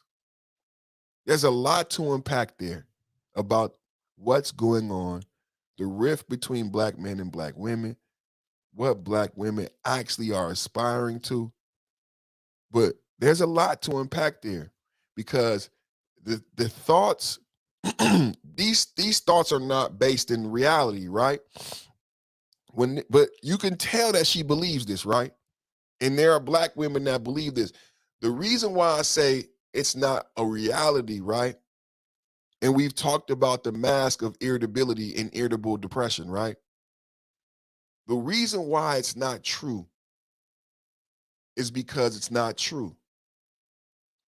And the media and the individuals of America who she's describing actually did not care.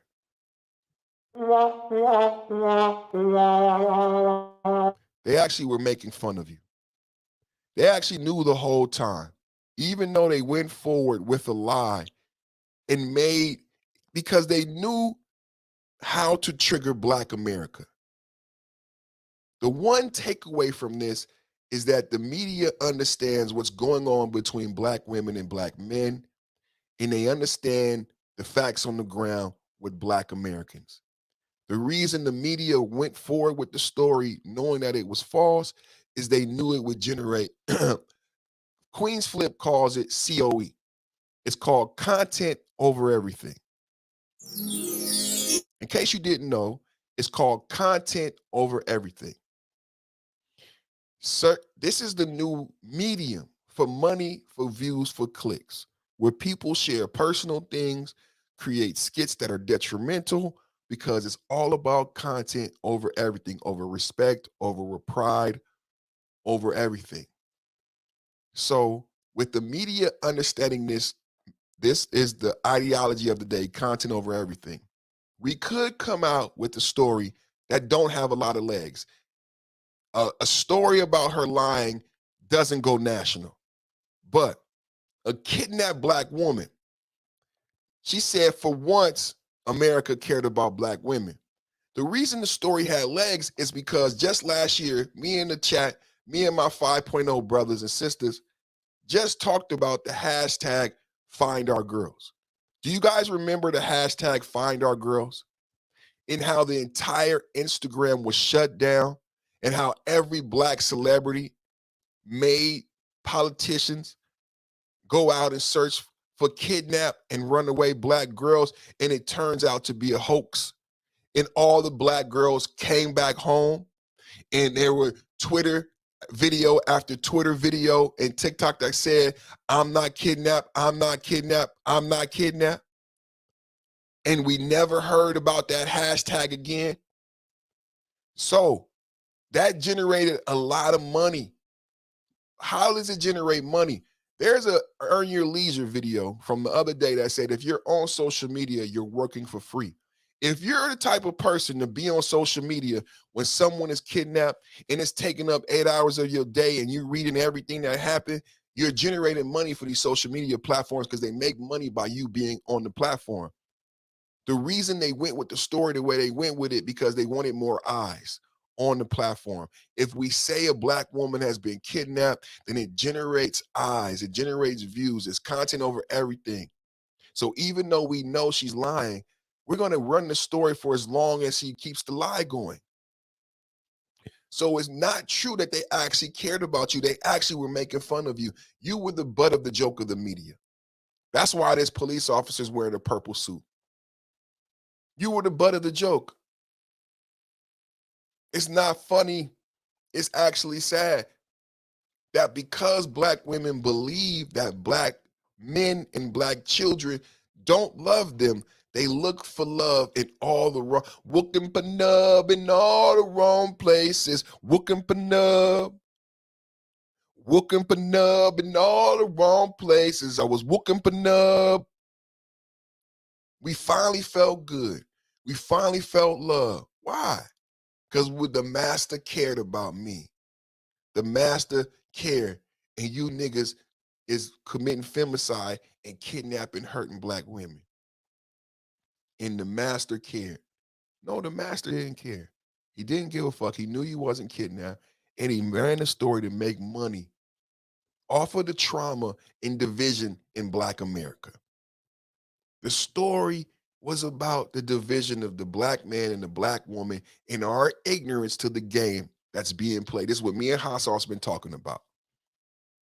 The social engineering, the lack of understanding of what's actually happening on the ground. We don't understand the game. We're not in the fucking game. Cube said we're not in the club. We're not in the game. When Hassau's and Nameless was talking about do we have the best players, this is what Hassau's was saying. We're not even in the fucking game, y'all. We're not even in the fucking game. We're not even in the fucking game, y'all. She really believed that the white media, the white-owned liberal media, that it's almost like when I say that, it's almost like it doesn't exist. It's almost like when the black men in the black manosphere say that, like it's like that's why the people don't take us seriously. It's not a negative thing. The media is predominantly owned by whites. It's predominantly Democratic and liberal. So why would you look for approval and love from that apparatus? It shows a lack of understanding in 2023. It's not a legitimate.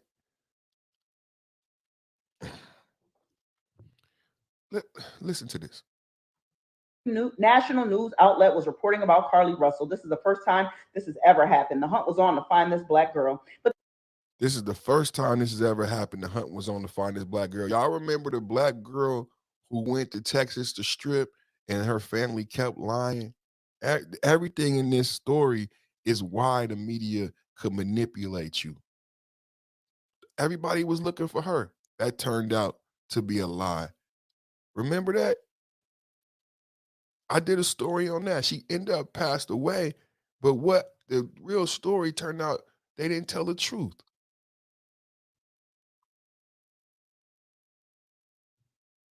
So when she says it's the first time America cared about a kidnapped black woman, it's not true.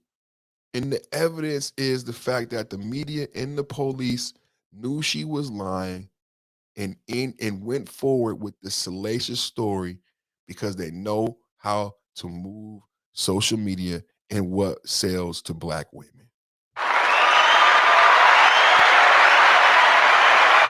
What's good, Afro National? This is very what it can't see if she put drawers back on, she can't hide them under the pillow. She did all this to try to get back at her ex. Yes, for everybody coming in, the reason she did this is because she wanted to get back at her ex. And I have put forth it was never her ex, because she's the type of delusional person who would concoct this whole thing. Think about what happened. She said 600 yards. This is what the police put together, that this was a concoction from a child, somebody who had a delusional, deranged mind. She bought toilet paper. She bought cheeses. What the fuck is Cheez-Its, right? She said the person had orange hair. This is not a rational, analytical thinking person. She got kicked out of school. So what I put forth, listen to Perfect Opinion. This was never her part. What I said earlier, if you go back, this is going to have great replay. I said, Mama Shirley would say, what make him your nigga, bitch? What make him your nigga, bitch? What do you guys own together? Just because you fucking him don't make him your nigga. Like, do you have his last name? Do you own a car with him? Are y'all living together? Do you have a child? What makes him your nigga, bitch? That's not your nigga, bitch. Rest in peace, Mama Shirley. I don't think this was ever her man. This was never her man. If you listen to the Instagram talking to the other girl sounds like the boyfriend's girlfriend. They calling it her ex-boyfriend, and she cheated on her with the stripper. That doesn't sound like a likely scenario. It sounds like the same type of bullshit, the same bitch that came up with the orange hair from 600 yards would come up with. There's a certain line of bullshit, and there's a similar smell, a similar stench here. The same bitch who made up the lie about the toddler with no shoes on in the middle of the street driving an 18-wheeler eating Cheez-Its with an orange-haired mama is the same type of bitch that thinks somebody is her man when it ain't her motherfucking man, and got it in her motherfucking head that the bitch is a nurse when she in school to be a CNA and got dropped the fuck out. I hate to be the one to tell the truth on YouTube, but this bitch ain't told a truth a day in her life, god dog it. This bitch ain't told the truth a day in her monkey ass life. That wasn't her man. This bitch ain't never had a man. Just like this bitch ain't a nurse, and she wasn't in school for nursing. This bitch was in school to be a CNA. Oh my God, how many of these bitches do we know? Wow, Perfect, wow, you're doing it to her, Perfect, wow, no. Oh, but calm down. Let me get some water. Oh, shit.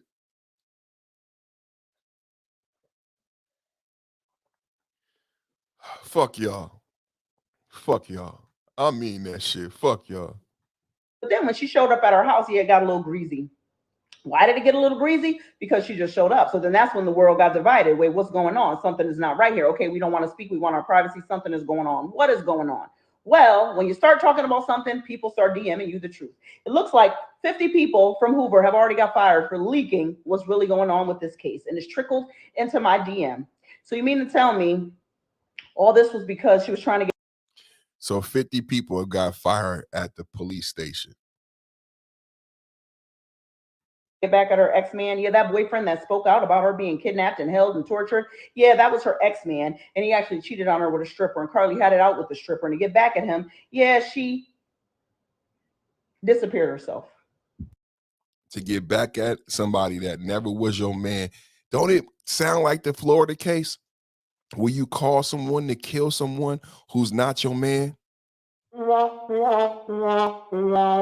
black men are the ones doing femicide, and no one is unpacking the mental health behind these type of people. The type of person who would want to murder somebody who's not even your motherfucking husband. The type of person who would fake a kidnapping for someone who's not even your motherfucking boyfriend. Did you hear her on the 911 call? She's a fucking nutso. And no one is unpacking. And look at this person. No one is unpacking this reality. What we gonna deal with that? Is we keep making the focus black men are dangerous when there's no proof to support it. It's just a bunch of words and feelings. There's no statistics to support this shit. Black men at the CDC are the best fathers, the most desirable husbands. Center for Disease Control, full of scientists, lab experiments with controls, looking at different races, different ethnicities. Black men are the best fathers. Why is it that black women in the media keep painting a picture that's not backed up by science, by data? That's why this story had legs. Because there is a sentiment and a stigma that the black man hates black women to the point of murder. Even trans. And it's a lie. When they said it about trans women, they never proved. Did you ever see a black man who actually was going around murdering trans women? They would hold him in effigy. Where's this black man? Jesse Smollett lie. There's no real boogeyman. That's why it's called the Gooch, the invisible bully, like the Gooch. The boogeyman, Baba Yaga. It's a fucking hoax. It's a fucking hoax. And she was able to sell it because everybody believes in the boogeyman. The black man is America's boogeyman, and you can sell this shit tomorrow. It's not enough people watching me. Share the motherfucking show. You can share, you can sell this shit again tomorrow. A hocus pocus, oogie boogie, booger man kidnapped me. You can sell it tomorrow. And we're not doing enough to combat the bullshit. We're not doing enough to help the women with these mental illnesses. This is somebody who needs help, who would conduct this, who would buy the toilet paper, who would walk in front of the Ring camera, start running, start flailing their arms, get fired, steal, and then blame it, and then legitimately, you think this can be attributed to a fucking relationship? A fucking high school style relationship? No! It's something much deeper with these women. The woman in Florida who tried to murder her side nigga, there's something much deeper with these women. It's not the side nigga fault. Fuck. It's not this ex-boyfriend fault. It's not the fault of the stripper or this relationship. This mental health shit we talking about that's going on. Whatever made the black woman run that Mercedes-Benz across the stoplight and kill 6 people, she was able to say, well, her boyfriend cheated on her. All I'm saying, y'all, is it's something deeper. And the media knew it. That's why the media put the story out, even though they knew it was fake. Why are not black women mad at the media for playing with their emotions? You playing with my emotions. Emotional damage. Emotional damage. And then got afraid when it blew up. This is what Carlee said to the side chick. Itch, please. He told me everything you said about me, and you thought I told him to say that. I wasn't even with him. You're delusional AF if you think I wasn't even with him. But remember how she started this. This supposedly is her talking to the side chick. Don't sound like it to me. y'all little conversation was anything more than convenience, and the fact that he used you to get back at me out of anger. You want to talk about I don't compare to you on your worst day, girl, bye. You're miserable, or at least should be, being a stripper to provide for a child I've heard you've had from multiple people. So not surprised you don't know who your baby daddy is. Mention me or contact my... So it's a single mother. I thought we had respect for sex workers, especially single mothers who were sex workers. You see how they spin the story and spin these narratives to benefit them when they wanted to benefit them? I thought we were champion single mothers, single parenthood, and I thought we were champion sex workers. So it turns out that she may be a sex worker, which in 2023 is a legitimate job. Shout out to the Green New Deal. And a single mother, which is also to be championed in 2023. And I'm sure this TikToker will champion single mothers and sex workers in the next 2 weeks. I promise you. I promise you she'll make a video where she supports and she defends single parents, single mothers, and sex workers. But not today. Not today. No, not today. Today, single mothers are bad, and today, strippers are bad. She's not calling her a sex worker. Today, you know, I could get in trouble. She wouldn't allow me to call her a stripper. I'm not, you know what I mean? I got to call her a dancer. But it's funny how today, she's a stripper. She's a side chick. These are negative terms, Yandy. What is it, Yandy? Which way do you want it, Yandy? How do you want it? Woo! How do you want it? Coming up as a nigga in the fast lane, living in a cash lane, baby, I'm for real. Hey! Which way do you want it, Yandy? Do we have side chicks or do we not have side chicks? Are we using the term side chick or are we not using the term side chick? A lot of people get mad at Corey Holcomb for talking about the side nigga baby and side nigga Jesus. Side nigga Jesus! So which one is it, Yandy? Are we using it? Are we not using it? Is it a side chick or not? Is it a stripper or not? Is it the other woman or is it the side chick? Is it a stripper or is it a sex worker? Or is it who you want it to be when it benefits you for you? Is it only for me in my speech to be tempered like Project Princess said, right? Is it because we're in a gynocracy and I'm subservient to you that you know when to use these terms and I don't? Maybe I just figured it out, ladies and gentlemen. The Project Princess, thank you for opening up and illuminating the illogical thought process of this individual. That's what it is, ladies and gentlemen. They can say side chick when side chick applies and benefits them when they want to go hide illegally and unlawfully from the police. Then side chick and stripper apply. But then when I use it and I apply it when it's applicable in the courtroom or if it's my baby mama and I want my son in more custody, then she's a sex worker. But in this case, when it's a bitch you don't like, she's a side chick and a stripper. God dog. When it's a bitch you don't like, she's a side chick and a stripper. Side nigga, baby. And you don't know who your baby daddy is. All this shit is not supposedly positive and not good to say, but Yandy, you seem to be supporting all of this negative shit. All this negative, detrimental terminology she's using against black women, Yandy, you seem to be okay with because she's the side bitch. Damn. Damn, damn, damn. Jumping Jehoshaphat. Let's play that shit again. Talk about I don't compare to you on your worst day, girl, bye. You're miserable, or at least should be, being a stripper to provide for a child I've heard you've had from multiple people. So not surprised you don't know who your baby daddy is.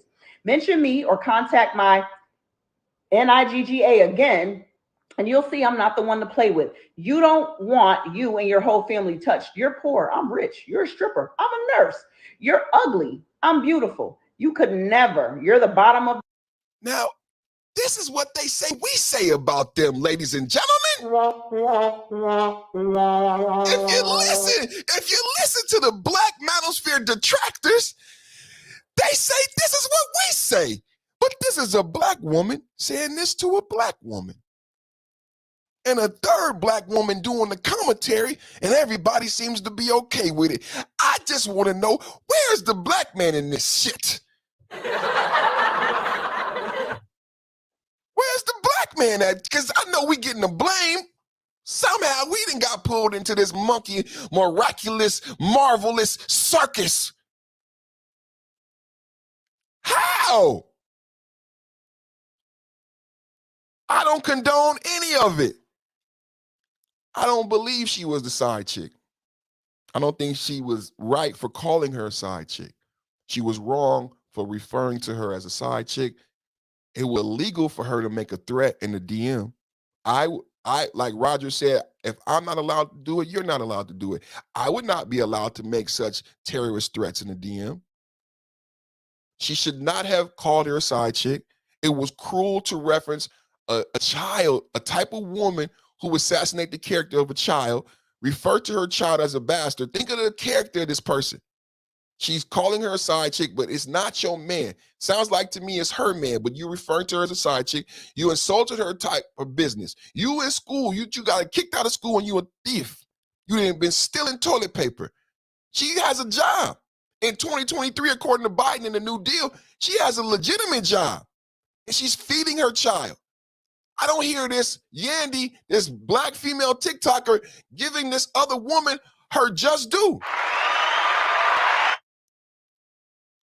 She got a job, she feeding her son, and she fucking the shit out of this nigga that you so mad you didn't kidnap yourself.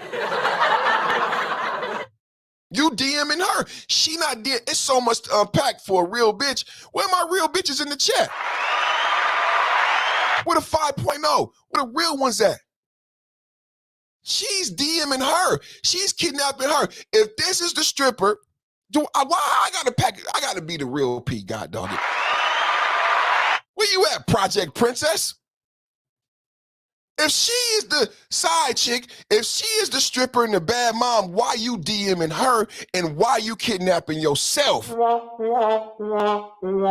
This is why I say to Miss Perfect Timing, she is delusional. She is the same type of person who made up the lie about the kidnapping. I gotta believe that she's lying about this man. There's nothing about her. Her actions about this man tells me that they were never in a serious committed relationship. I don't believe any of it. It's all a lie. It's obvious.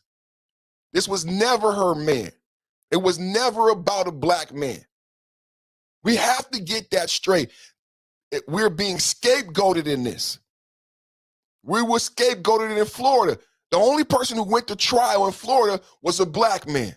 The black woman who called the assassination has faced no charges. Will this black woman face charges?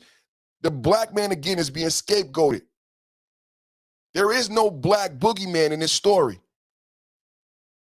But there is a lot of people who need some help, because someone who would go to the lengths of designing such a crime and telling this lie via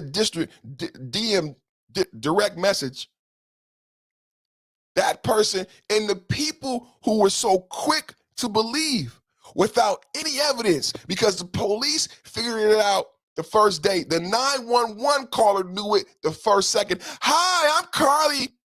Red Mercedes. Okay, she didn't even ask, the 911 caller didn't even ask about the kid. What color is your car? Where are you? Because you lying to me. The 911 caller knew it from the gate. What color is your car? Where you at? Because you lying. How far? 600 yards? You following how tall? The caller didn't say, how did you see the baby at night?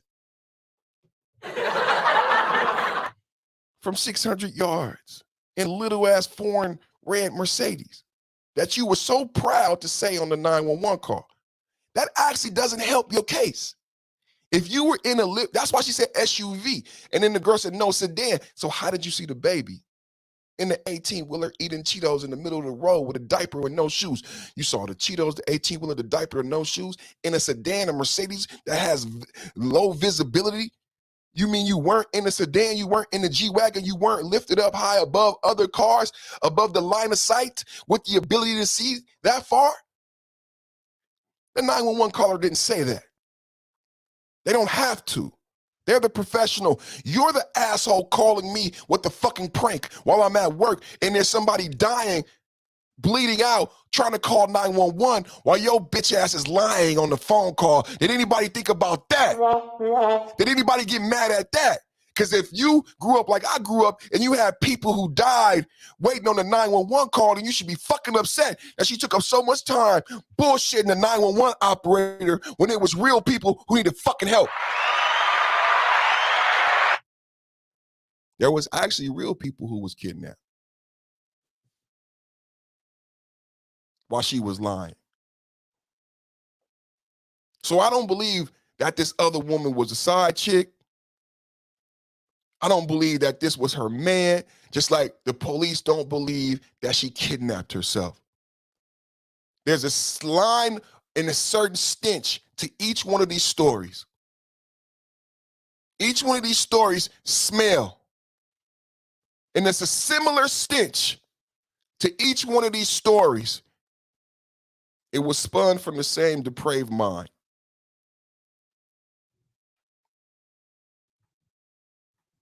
The barrel. Someone from the police department just could not watch us all suffer. So they released these details.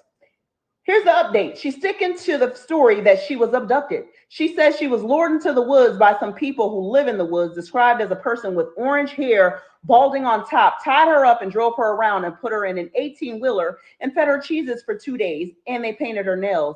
They kept her on 150 somewhere, and somehow she managed to get away and run through the woods to her neighborhood until she got into her house and then goes into the hospital. Hoover got some Ring doorbell footage from her neighborhood, and it just shows her walking casually until she gets close to her house, and then she starts sprinting and flailing arms and acting a fool. She got caught stealing from work that day, failed out of nursing school, and has been on drugs. She had her friend behind her, and that's who picked her up. She was with her friend all weekend. The police knew she was safe because she unblocked her ex while she was quote unquote abducted. She planned to She was blocked. They was not together. Disappear and realized it wasn't going to work. The CARLEE Russell case. So that's the whole case, y'all. I showed the 911 call. We showed the police that fly-ass silk purple suit at the press conference. And then we showed the recap from Yandy. And Yandy had reports from people who were fired from the Hoover Police Department who released her. Now, remember in the police press conference, he said there were other messages that let us know to confirm that this was false. But out of respect for the victim, we're not going to release those messages. These are those messages. That's why somebody in the chat said, why did somebody get fired? In the press conference, the police officer said we have other messages that confirm the theory behind the fact that there's no threat, no toddler, and that this was a lie. But we're not going to release those messages because we don't want to assassinate the character of the individuals involved. But the messages were released. The media has them. She just reported. It's confirmed. Perfect Timing Podcast with the Blast. Thank you guys for tuning in. Thank you, Mrs. Perfect Timing, for sponsoring the show. I'll put the link in the chat, but it's late, so I love you guys for watching and supporting. We could talk about this again. I'll be back tomorrow. Friday we be in the mix. We play us some good music on Friday. We have some fun, entertaining, and we chop up the whole week, and then we could go into current events. But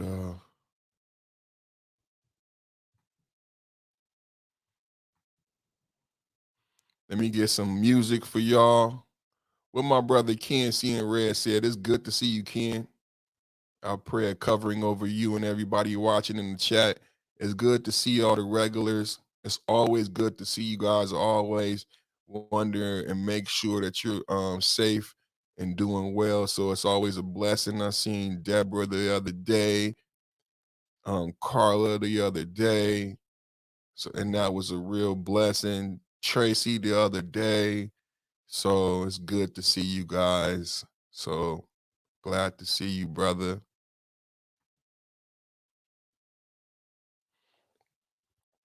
I had a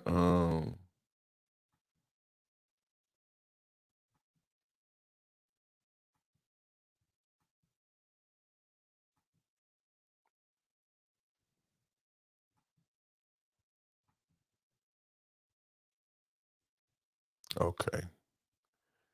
So I'm gonna play a little something for us as we get up out of here.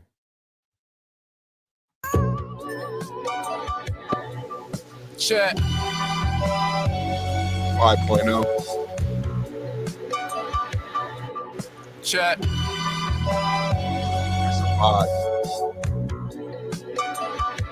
Niggas be acting like we ain't the new Rockefeller or something. Fuck. Love. Let me talk to these niggas. This shit exactly what it look like.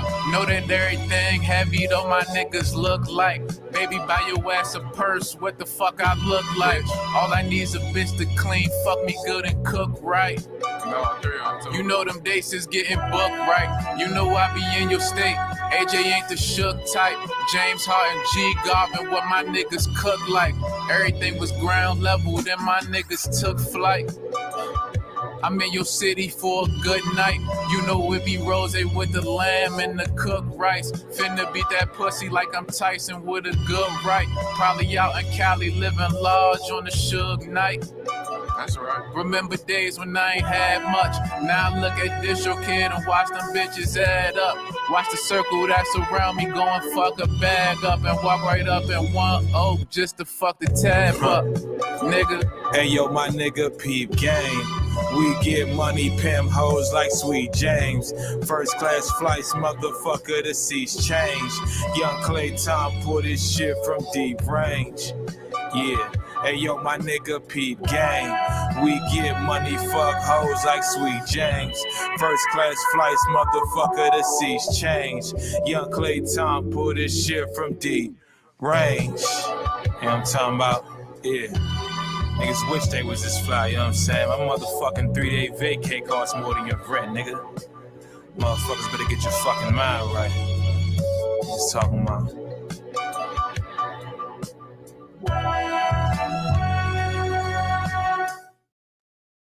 The best way to get started on Amazon in 2023 is not by selling physical products like everyone